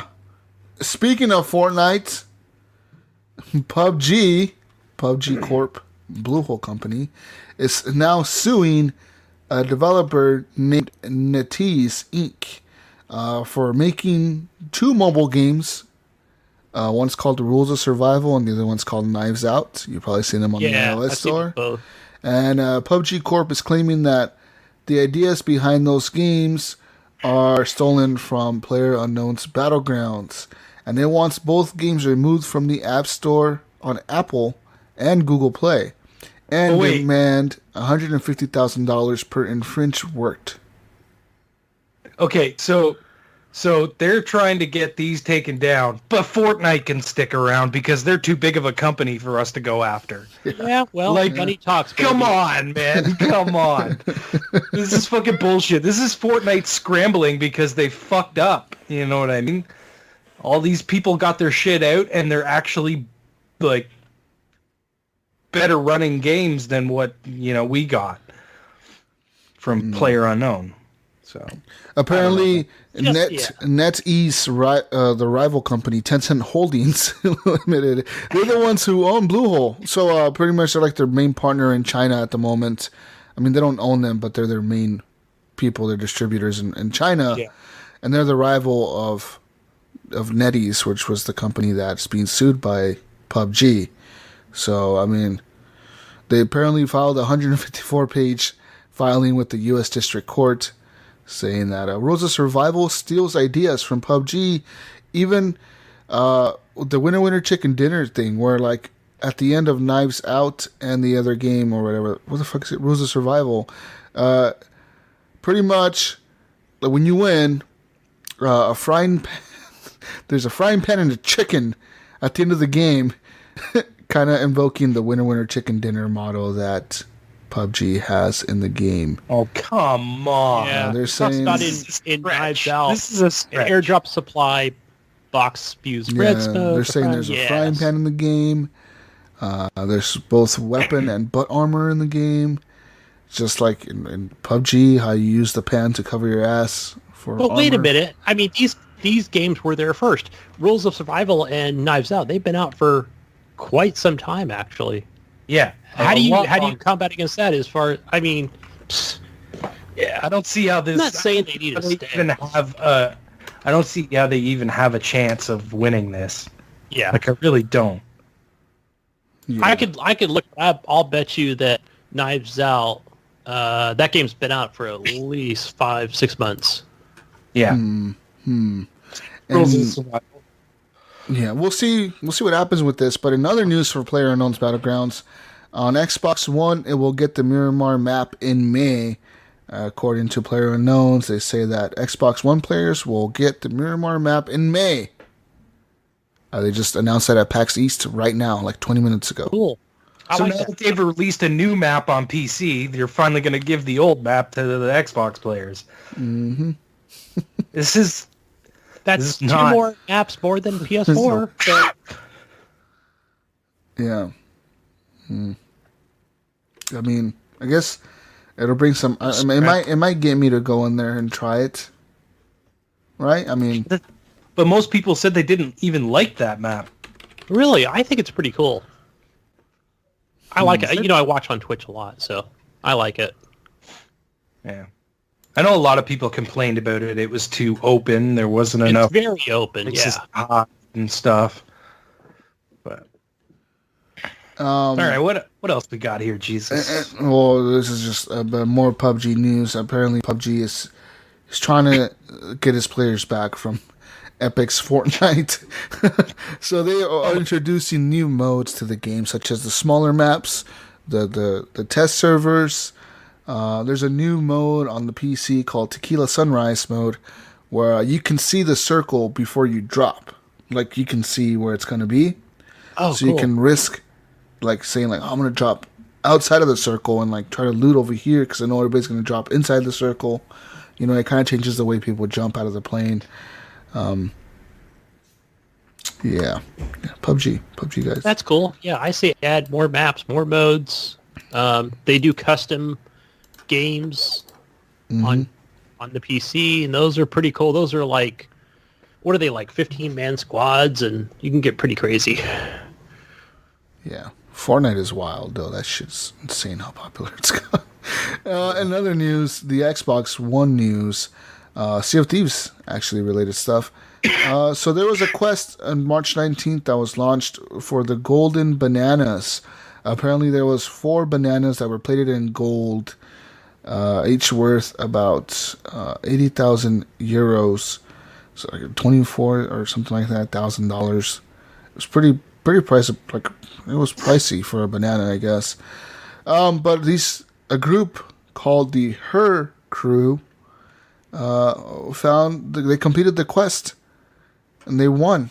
Their team got the 4 bananas. That's cool. Yeah. There was 5 teams in the final 5. There was a team called the Swashbuckleys from Australia, the D Germans from Germany, the Boys from Canada, and the Fun Brigade from the United States.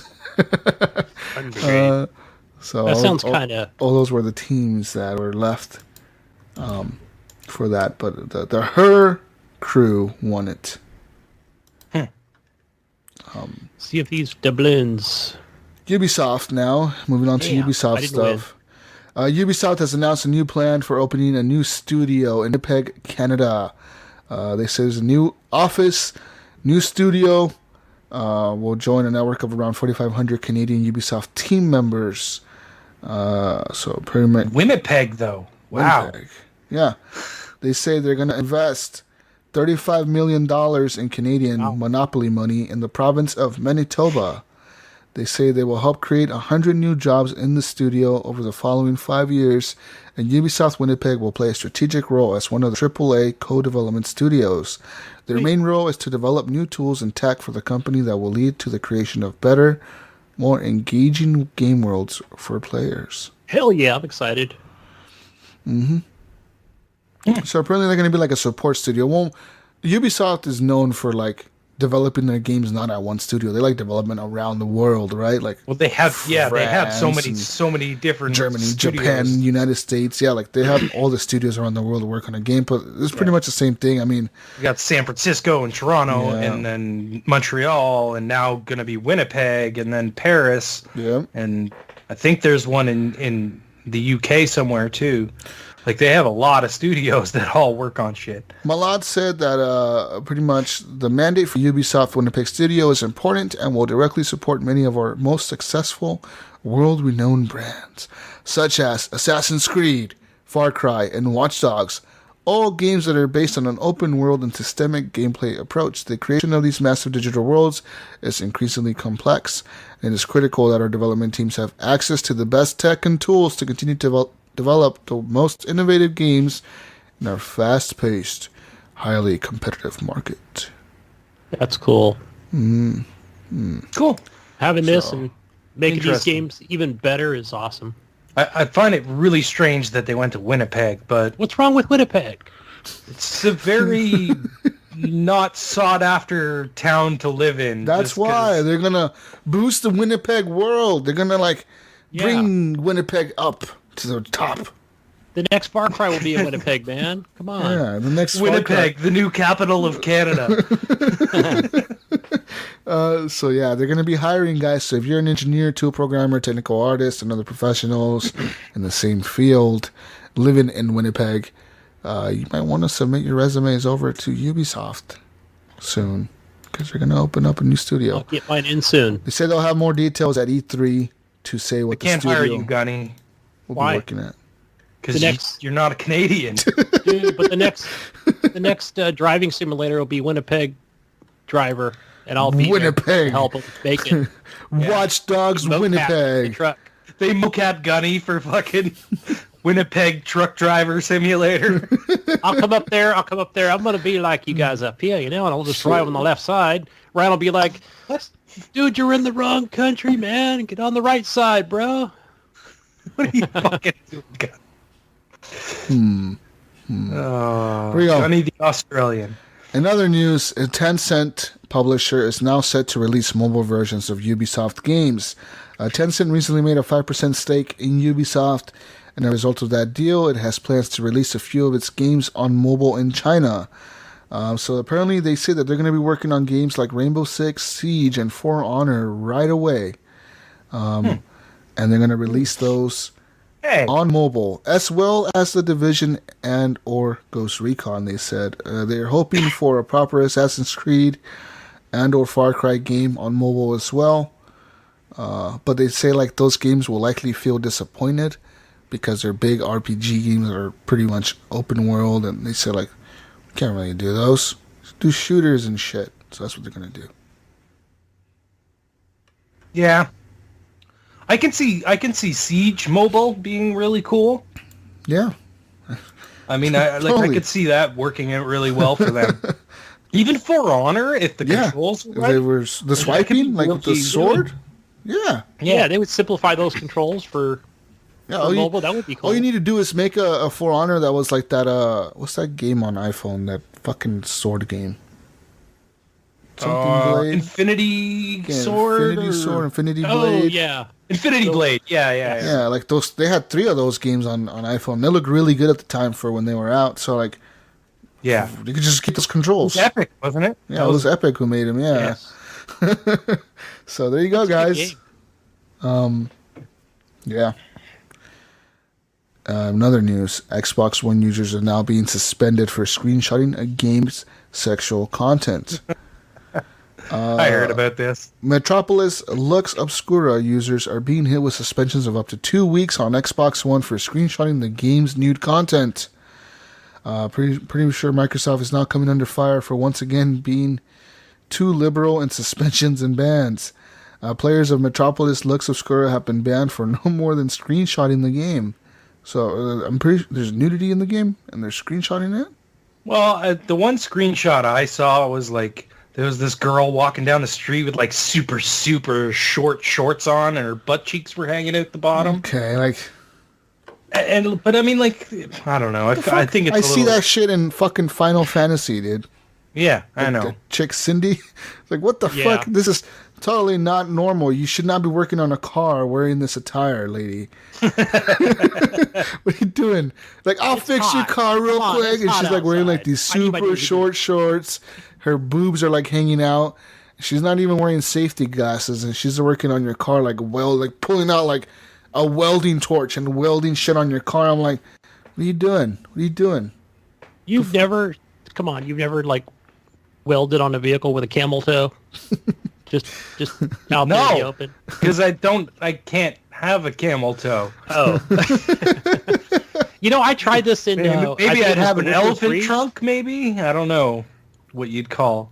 I think The Witcher 3, I would take screenshots of... I can't remember her name, but it was back on the OG Xbox One.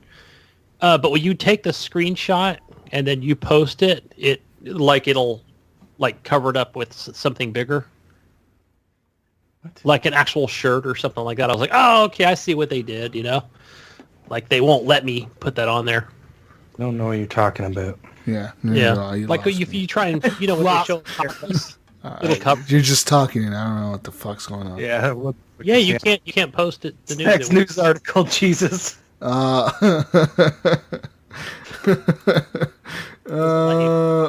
pinball.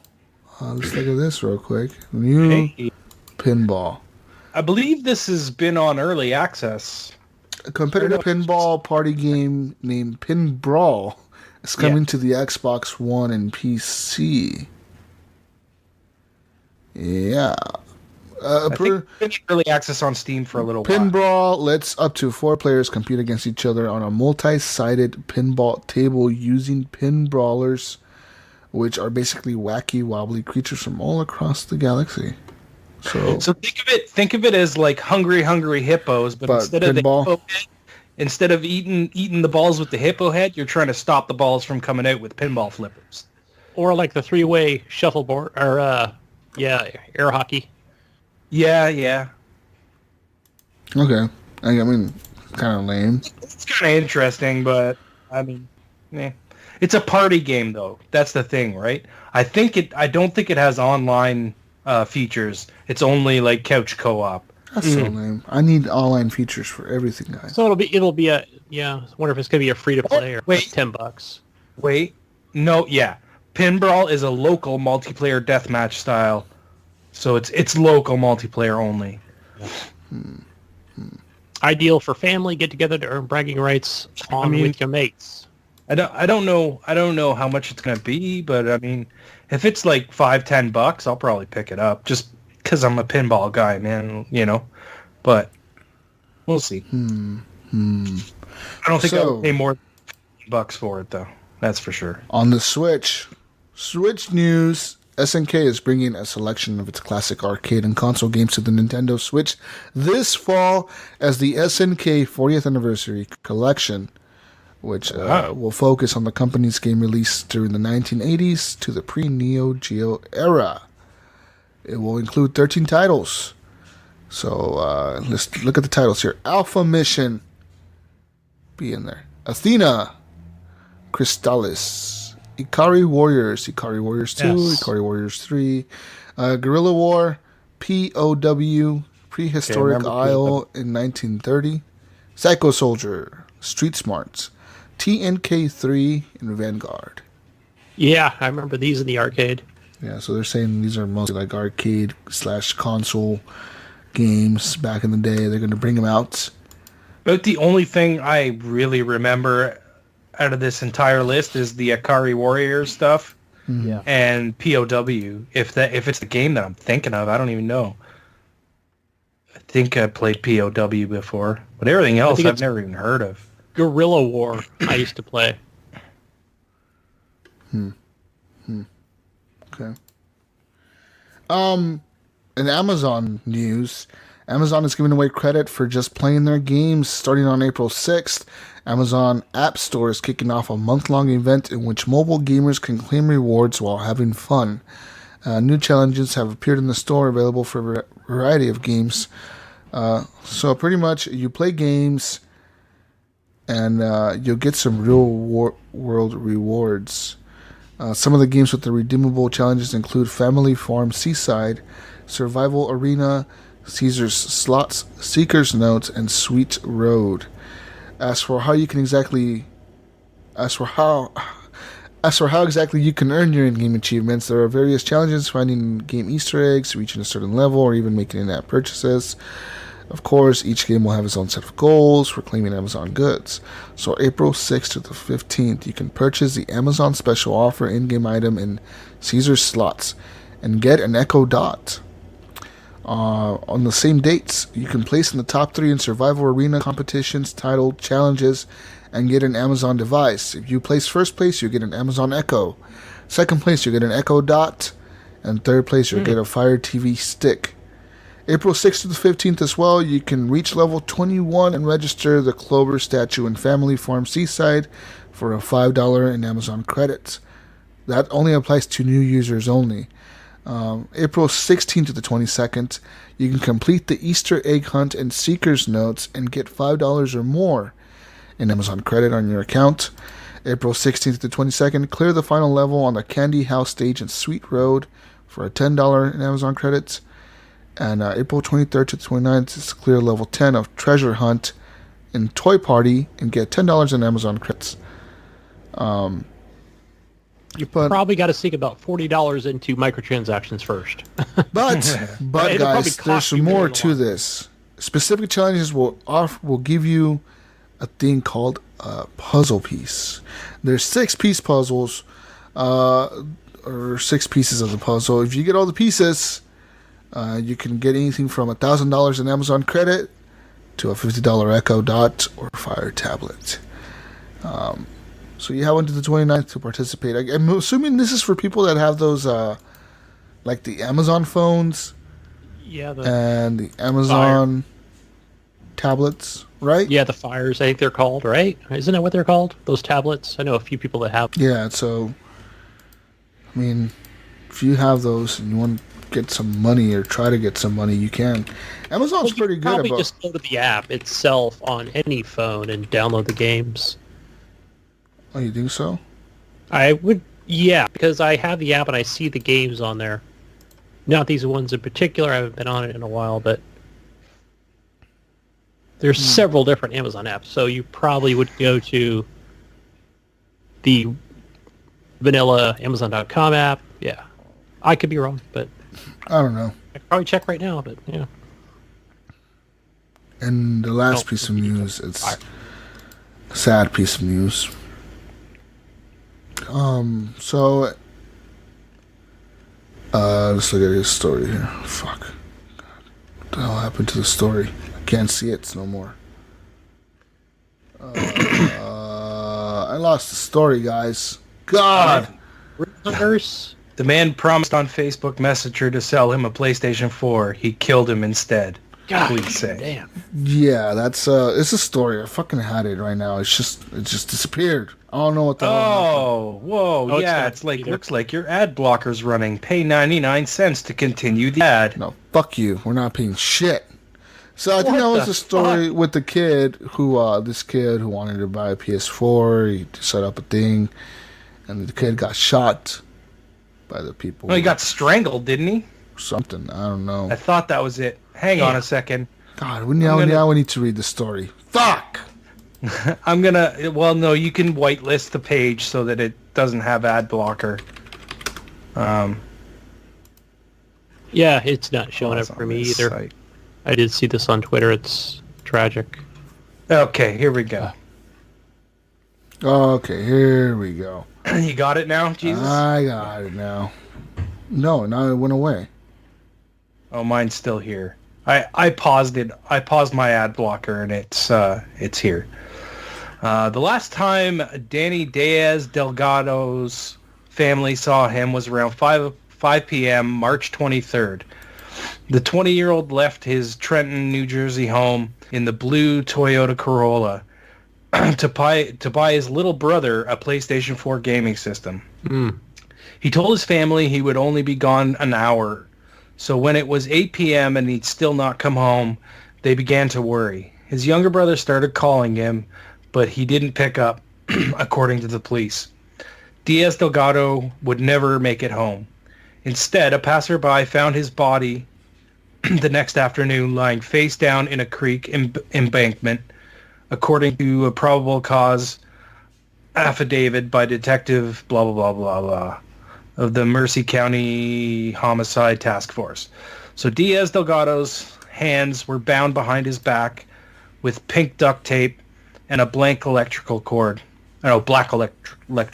sorry. The same pink tape was wrapped around his neck and mouth, and he had been shot around 9 times. Jesus. The affidavit said. Before his death, Diaz Delgado had been communicating with someone through Facebook Messenger about purchasing a PlayStation 4, according to the affidavit. Diaz Delgado, why can't I pronounce his name? Holy shit. You're Canadian. Was an avid gamer and had his own console, but wanted to get one for his younger brother who also enjoyed playing video games. That someone was 29-year-old Rufus Thomas, according to police, who on Facebook went by Rue Hunter and Rue Real Right. Detectives found messages between Diaz Delgado and Thomas discussing areas in Trenton in an apartment, an apparent attempt to set up the meet location. Okay, This is a really long article. Yeah. So pretty much, this guy wanted to buy a PS4 for his brother. Shows up, people kidnap him or something, tie him up, probably torture him a bit, kill him, and it's just fucked up. Like, does it say he acted alone, or did he have other accomplices with this Rufus? Diaz Delgado arrived with $240 in hand to buy the gaming system, but police said Thomas, a convicted burglar, had other plans in mind. Thomas allegedly abducted Delgado and took him to an area near Assunpink Park Creek, where he shot him, police said. According to the affidavit, Thomas then made 2 ATM withdrawals totaling $700 from his account. The ATM security camera captured Thomas making the transactions. Detectives also found photos of what appeared to be approximately $240 and $20 bills in Thomas's Facebook profile. Detectives said there was never a PlayStation 4 console. A search of Thomas's residence revealed an empty PlayStation 4 box, pink duct tape, and a TV with its power cord cut off, according to the affidavit. Thomas was arrested March 31st, charged with murder, robbery, kidnapping, among other things, according to the statement from the Muir County prosecutor's office. He made his first court appearance Monday, pleading not guilty. He's being held pending a detention hearing. On the same day the arrest was made, Delgado's family and friends laid him to rest. Yeah. So, be careful out there, people. Yeah, just the moral of the story is fucking be careful when you shit. Yeah, when you're buying shit online and you're going to meet somebody, do it in a public place. Do it in a restaurant, in a coffee shop, do it somewhere where there's lots of people, you know, and make sure before you even pull money out of your pocket or even let that person know that you actually have the money, you see the object that you're purchasing. You know, it's sad. It's sad that this happens. Like, it's fucked up. Really sad. But in lighter news, Doom barely achieves 4K on the Xbox One X. With the new update that supposedly brought 4K on both the Xbox One X and PS4 Pro. However, Digital Foundry did their thing, and they said that while the Xbox One X version does achieve native 4K at times, it still uses dynamic scaling to maintain a 60 frames per second performance by lowering the resolution. In comparison, the PS4 Pro only achieves 1440p resolution at its peak when dynamic scaling isn't involved. They're saying pretty much that, it wasn't well optimized for this patch. But let me tell you about a game that does reach 4K 60 frames a second with no problems on the Xbox One X, and that is Below. Remember that game? The game was announced like fucking 3 years ago. Yeah, but come on, man. Below is a very low graphic kind of game. White, of course it can black hit. And gray? It's not. No, it's not. I haven't played it. No one has. It's not even out. Capybara Games showcased extended gameplay footage just today or yesterday, or just today actually, at PAX East 2018. They say that it runs at 4K 60 frames a second on the Xbox One X, and it is one of the best looking games on the Xbox One X. There's a 25-minute footage of Xbox One X gameplay. But yeah, so you get to look at the inventory and loot systems and other things. So it seems like this game is coming out this year. It might be on Game Pass. I don't know if it's going to be on Game Pass. You think so? It is an exclusive, but it's not an exclusive company. It's not a first party. So it might be a console exclusive. It is a console exclusive. Yeah. So that means it'll appear on Steam. Nah, I don't know about that.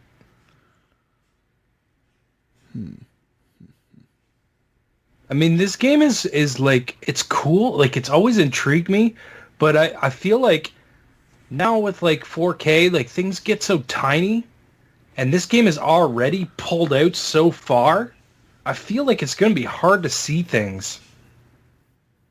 Like, have you ever watched the footage?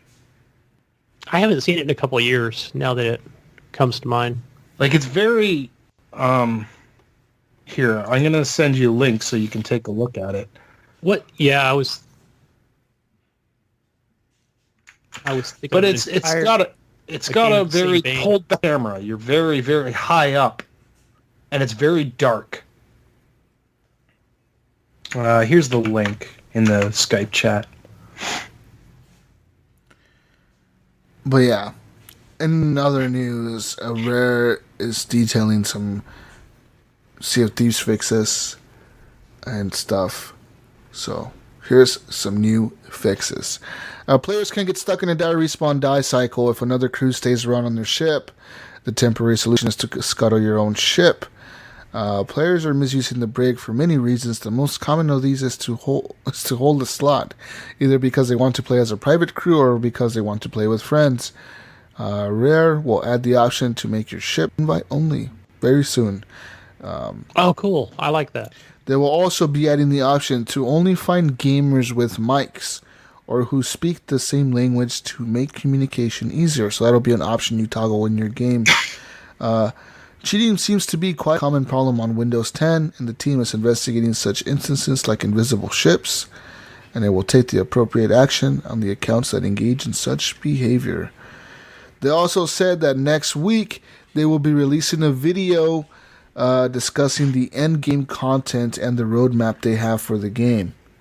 So apparently they're going to make a video saying like, this is what we're going to do with Sea of Thieves. And hopefully it works. I mean, I don't know. That's it. That's it for news, guys. News time is over. It's time for some good old community questions. Community questions. Whoa. Hold on. Questions. Hold on. I want to talk about this thing real quick, guys. MIT researchers have made a device that can read your thoughts. Dun, dun, dun. What? Yes. When you're thinking in your head and you're saying words inside your head, apparently your ear is making some kind of vibration. These guys designed a device that can read the vibrations in your ears and like also get like the energy coming off of your head. They can read it into what you're thinking. It can know what you're thinking, and they released it. Sounds like a bunch of fucking hooey to me, man. Oh no, they're saying that currently they're right now testing it with Roku, Netflix, and Hulu to make sure that users can control that by just thinking what they want to watch. So like you're sitting there, I want to watch The Walking Dead, and like I was just like searching for Walking Dead, and you watch it. You watch it. Can you imagine though? Can you imagine you'd never get through a fucking TV show because you'd be like watching this TV show and then you're thinking of another TV show and then it fucking flips to the next show and then it's watching that and then it's like... What I'm thinking is like... Right. This is like taking a lie detector test to a whole new level. Yeah, like, if I had like the Roku, right, and I'm sitting there with the family and I had that dongle in there, right, and I'm thinking, I wish this app had Pornhub. Going to Pornhub now. Oh shit! No.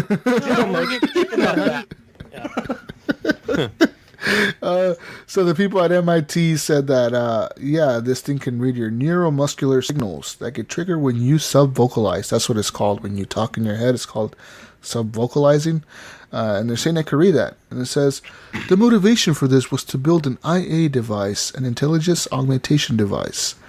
Our idea was, could we have a computing platform that's more internal, that melds human and machine in some ways, and that feels like an internal extension of our own cognition?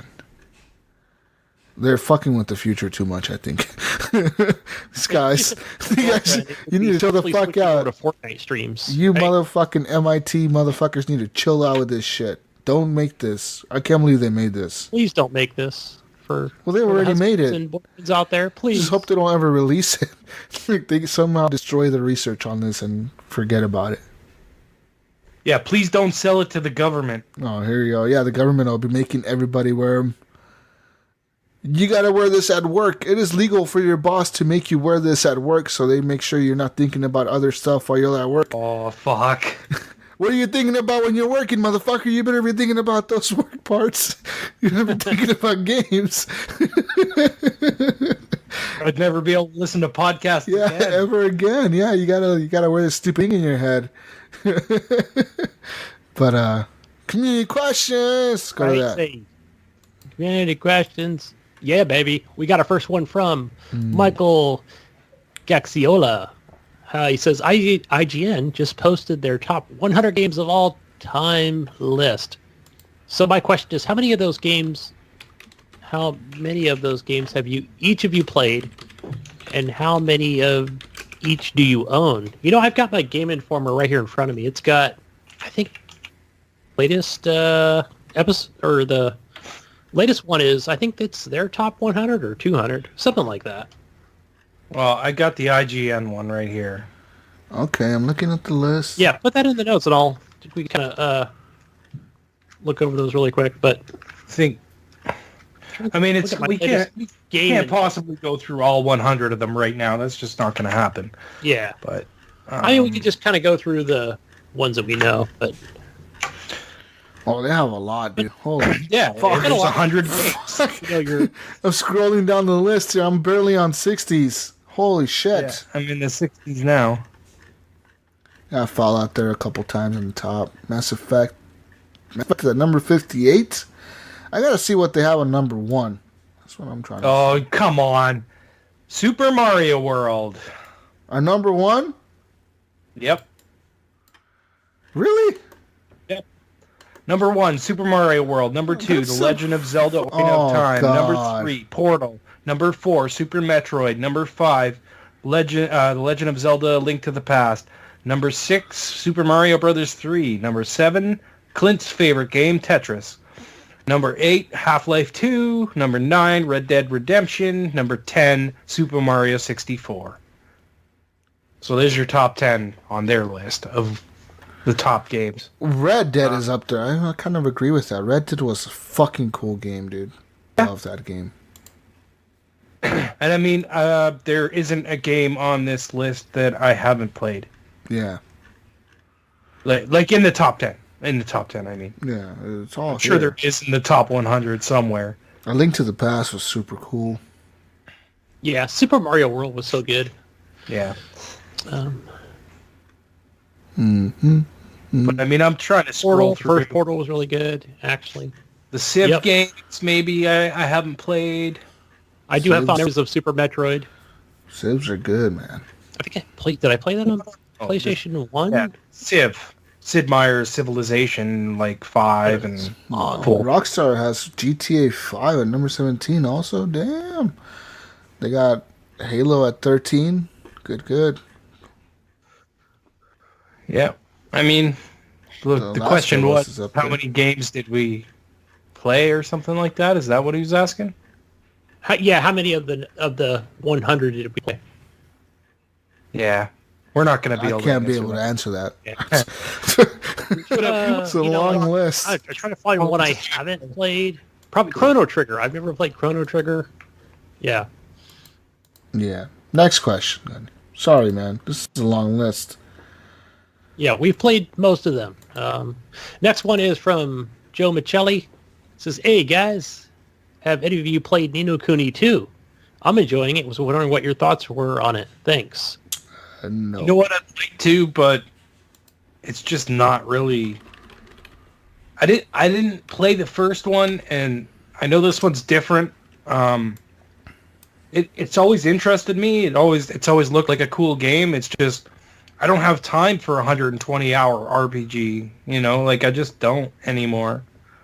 I watched the first one on YouTube back in the day when I was big on that, watching playthroughs. It's a cool game. I'm not trying to shit on it. It's just personally for me, it's I can't put that kind of time into a game. Same here. Yeah, I think I watched at least 30 hours of the first one. What is this game? You're playing as... You're this kid, and I can't remember. Something about some wizard guy. I can't remember. It's a very anime-ish thing. I know the first one was very much like Pokemon style, where it's like, hey, you want to try and catch these monsters and put them on your team, you know.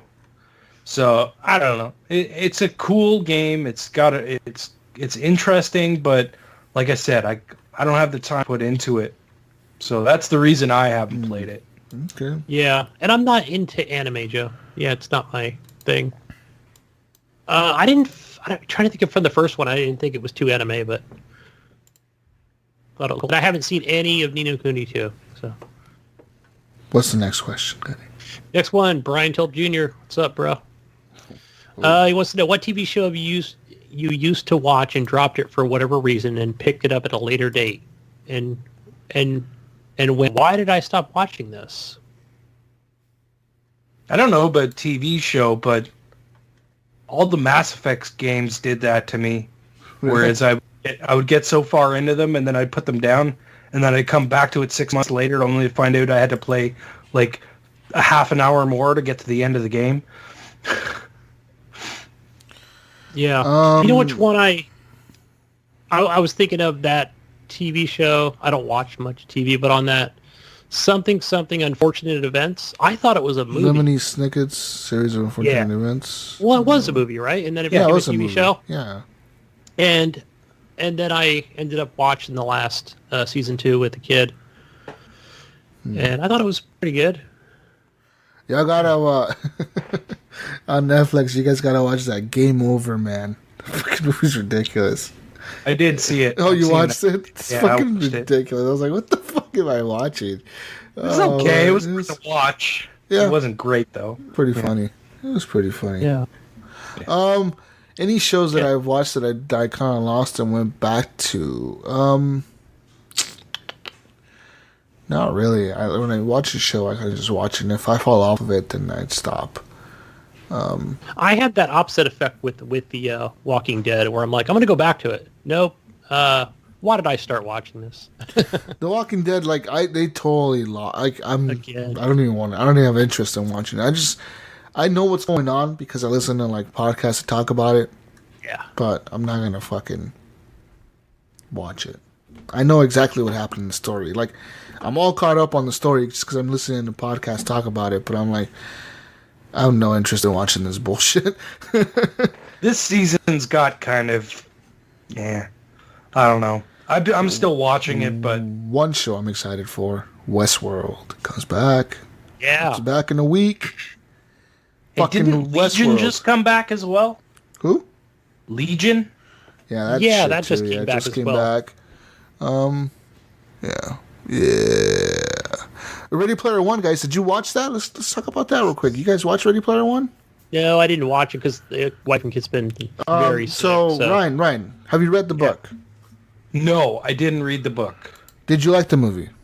I enjoyed the movie very much. Yes, I thought it was very well done. I know a lot of people that have read the book say the movie sucks, but it seems like I'm glad that I didn't read the book then, because I thought the movie was pretty cool. Like I had fun with it. It was a fun 2 hours. It's okay. I'll give you that. The movie is a bad, like grossly bad adaptation of the book. It's like all they took from the book was like the names of the characters, and that's it. It's like if you fucking made a Harry Potter movie like didn't even include Hogwarts in it. It's like, fuck Hogwarts. Harry Potter goes to a different school. He doesn't even go to Hogwarts. It doesn't exist. You know what I mean? It's like you take all that out. Like, just gone. And that's what they kind of did with this movie. Like, the differences, the main differences are the character development, which, of course, is a movie, so character development, whatever. Like, I didn't give a fuck. But the quest on how they get the keys are completely different. In the book, it goes into, like, a detail. And it's a really cool fucking story. If you like the movie, now get the book, like the audiobook or whatever. Will Wheaton reads it. And he does a pretty good job of the audiobook. And listen to that story, because the book, it takes you like a fucking journey, dude. It is incredible. Like, it really gets into the details of the Oasis and like exactly how it is and all that shit. Like, it is insane. That's what I was saying. Like, I'm kind of glad I hadn't. Yeah, because you get two stories now. Or anything, because now I can go back and listen to it, and like I'll probably enjoy that more, and I got to enjoy the movie when I saw it. Whereas if it was the other way around, I probably wouldn't have enjoyed the movie. Yeah, I was sitting there in the theater like, the book was so much better. What the fuck is this bullshit death race? You're gonna hear that every time. The fuck is this death race crap? Like, that didn't exist in the book. It just doesn't. But it's in the movie, and to me, I was like I was sitting there and I was kind of pissed off because I was like, what the fuck is this bullshit? Fucking crap. And then like I was like, this is a fucking movie. It's like a fucking movie. For a movie, you have to condense things. Yeah. You have to make things shorter because there's no way you're going to be able to tell everything that was told in the book. Yeah. Right. In a 2-hour period. Either that or you're making like a 5-hour long movie, you know? Yeah. So, and like a lot of things are different. Like the dude Og, he's more involved in the book. He like kind of helps Parzival and all that bullshit. Like he helps him get through a lot, which in the movie kind of happens, kind of. Yeah, sort of. He gives him like some help. It's in there somewhere. But the movie's cool, man. The super cool effects that they did in that movie. I liked the way the Oasis looked, like the CGI look. I was wondering how they were going to do that. I was wondering if they were going to go for a real look, like a real, like, just a different person look, kind of like in Jumanji, how they just switched the actors. Or like if they were going to do that CGI, but they did the CGI and it works. It works, man. Fuck IOI. So, fuck the Sixers and the IOI. And H in the book, H in the movie was super funny. I thought he was super, like, the direction they took him in the movie was super funny. I was like, I fucking like that dude. In the book, he's not likable. He's not like, nothing like the character in the movie. Not even like close. Not H. What's the dude? The dude with the skull on his body. The dude who helps the IOI. The fuck's his name? Yeah, I don't remember. I just forgot. I know what you're it's talking not about. H. Yeah. H is kind of different too in the book, but like they kind of got H, but yeah, that dude who helps the fucking IOI guy in the movie, he's totally different in the book. He's not nothing like that. It's kind of weird. But yeah, they did a good job. It was cool. Check it out, guys. Cool, I can't wait to see it. Watch it, Gunny. Read the book after. Don't read it before. Cannot wait to see it. Watch it. Yep. Guys, I've been listening to a book I would like to recommend. Okay. No. On books. Audible? No. Oh god, what's going on here? Yeah. Books? This is a book time. All right, tell us about your book. Well, since you mentioned it at the end of the show. Audiobook time. Gunny, tell me about your book. I do the $2 a month. Okay. 24, 25 bucks, whatever it is for the 2 credits. And so anything that has like apocalypse or end of the world, kind of your paranormal stuff like that, I usually pick up at like Mark Tufo or my favorite like zombie books or John O'Brien. So I got this one yesterday. It's called Apocalypse Gates by Daniel Shinhoffen. And so I thought, okay, it's just going to be a zombie book, but I started listening to it, and basically it starts out where this guy's in a room, and it's like he hears this voice come over the intercom. It's like, you've died, and now you're part of the games. And so he has to go into this like virtual world and fight zombies. So I think it's about... Wait. He goes into a virtual world to fight zombies? Yes. And so it's like us playing video games? Yeah, so it's basically... I want to say it's more Marathon Man than anything. But it's in that... It's in the Matrix style. But apparently what the voice is telling him, the announcer is saying, hey, if you die, you die. Oh, like you die in real life?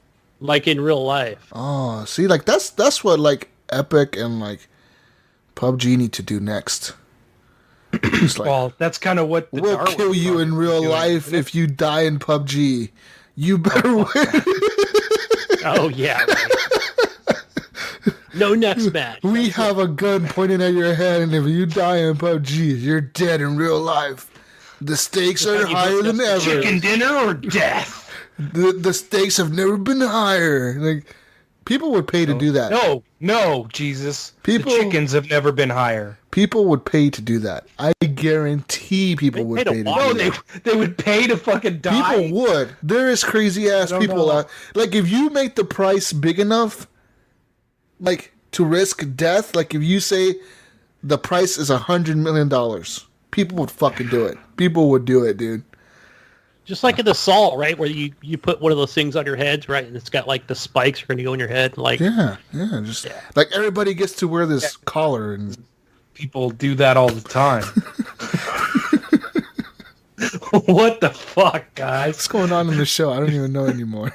But it's pretty cool. This book, it starts out like a video game. He's displaying his stats, and I think even the announcer is trying to explain his his character to him. Like experience points 0, stamina and agility and all this stuff. So I thought, oh, this is pretty cool. I might like this. You know, it's got video games and apocalyptic zombies at the same time. Apocalypse Gates. Check it out on Audible. Yeah. Or local bookstore, whatever the fuck. They usually come out on print first, or it's on your your devices. Your Fire, your Guys, Kindle. Since we're on a kick about apocalypse shit, I watched that show on Amazon, that Wired Dreams. Is that what it's called? Electric Dreams. Electric Wires. I don't know what you're talking about. Electric Wires or Electric Dreams or something like that, or something Dreams. It's that show that's like a Black Mirror, but it's the Netflix version of it. Electric Dreams, I think is what it's called. And Netflix or Amazon? It's like the Netflix, but it's on Amazon. It is on Amazon. Okay. Yeah. It's on Amazon Prime. Yes. You've seen it. You have to have seen it on there. It's like one of their featured fucking shows or series. It's really fucking cool, man. That first episode is like totally like a Black Mirror episode, but like a Blade Runner style episode. That shit was wild. And then I recently watched the second episode where like these people live at the end of the world, and like there's this factory that's like making things. And it's like an AI factory that just keeps making things. What it does is keeps making things, and the people are like the world around the people, all the resources are being used up. So they need to shut down the factory because it doesn't stop making things. It'll make like anything. It makes everything. It makes shoes, books. It makes pillows. It makes blankets. It makes whatever it makes. It makes everything in the world, but nobody's using it because these guys like live in the apocalypse. You know, they're like, oh, fuck, there's like only 50 of us left. This shit keeps making things. We need to stop the factory. And it's super cool story, dude. You guys gotta watch that show. That. You gotta watch that fucking show. It is wild. It's like Black Mirror. It's like my new addiction. I'll take a look at it. Electric Dreams or Electric something on Amazon Prime. Anyways. Any questions left? No questions left. No, we're done. Okay, guys. With that being said, you can always head over to patreon.com/horriblegamers. Support us. Give us a couple bucks a month. Give us $100 a month. We appreciate everything we can get. And head on over to our Discord server. Join it. Join Discord, people. Join it now while you can, while it's free. And head on over to our Facebook group, Horrible Gamers Podcast Community. That is our Facebook group. We promise we don't steal data from you.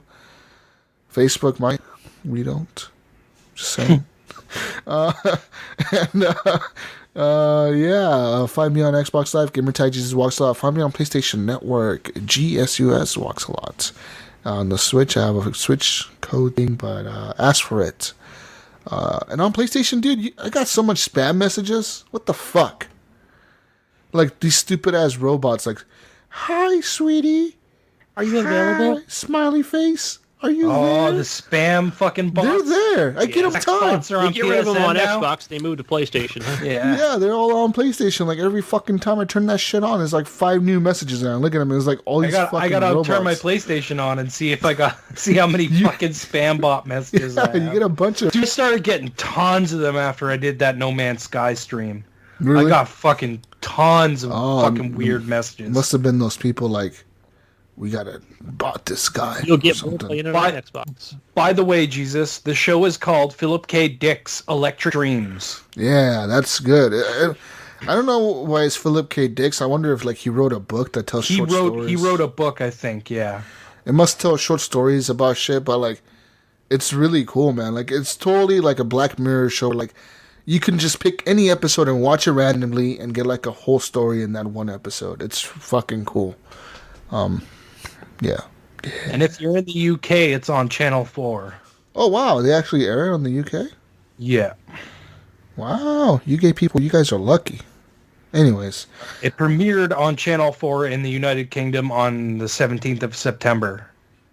And in the United States on Amazon Video on 12th of January, 2018. Oh, so it's pretty new. It's been out for a while in the UK. That's crazy. I thought it was like an older show. I ran into it the other day and I started watching the first episode. The first episode has that guy who's in that rap movie. He does the Empire show. What's the Empire show?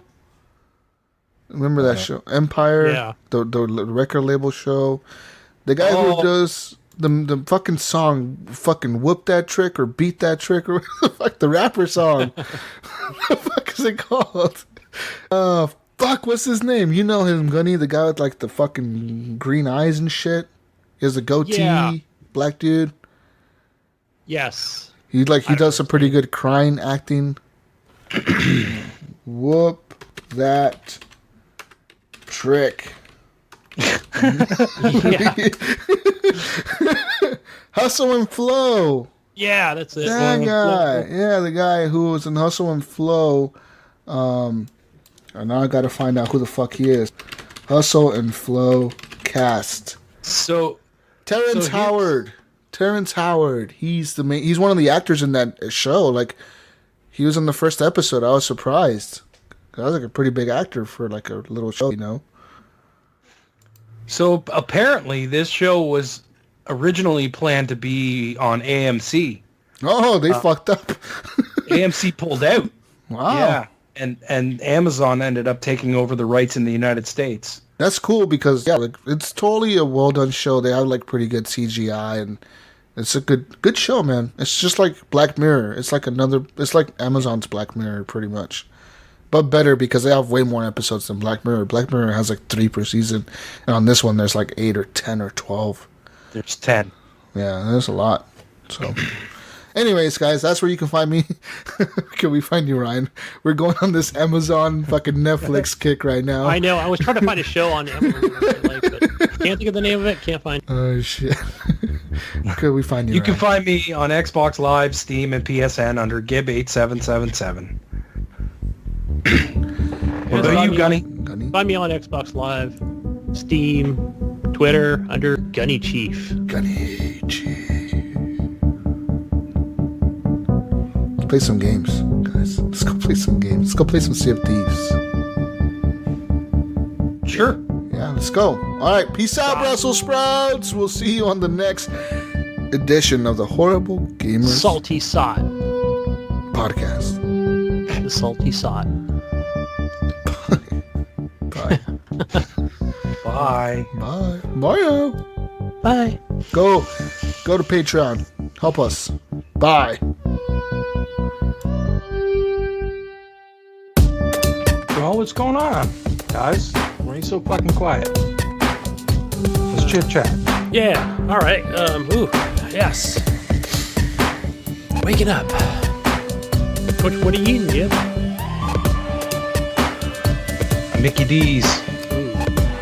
I decided not to make 2 stops. I just got coffee at McDonald's too. Shame on me.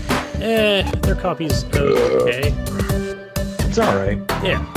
Their chocolate chip frap is. Chocolate chip frap. Mm-hmm. Give me some of that chocolate chip frap, motherfucker. Guys. Yes. Since I can't get my kid a cat because supposedly he's allergic, and besides, we're not supposed to have animals unless you go to the doctor's note and all this other crap. I was thinking about getting him a rabbit or like a guinea pig? Yeah, something like that. I don't do that, man. Why? Guinea pigs and fucking and rabbits have fur too, right? Yeah. I know it's a little more. It's probably the same thing, like you said. But yeah. Like you said, if he's allergic to cats, which I don't think he is, but the doctor said he is. Get one of those hairless cats. You know what? Yeah, he was. You know, when he looks at it on the internet, I was he's like, fucking with this girl a couple years ago, and she wanted me to get her fucking hair. I was like, "Fuck you, bitch." What are those things like fucking $2,000? Man, yeah. I mean, by the time you're said and done, it's like buying a fucking car, you know? They look ugly. I just didn't want one because they look fucking ugly. I was like, no way, I'm never gonna get a fucking cat that looks that ugly. Fucking awesome. What are you talking about? The hairless cats, they look sick. She thought it was the most beautiful thing ever. And I was like, fuck no, those are ugly as fuck. Fucking snowing up here, and Gunny's in his goddamn shorts. I think I'm good on coffee. Good on coffee. Little coffee. Coffee's good, huh? I got plenty. I have a little coffee.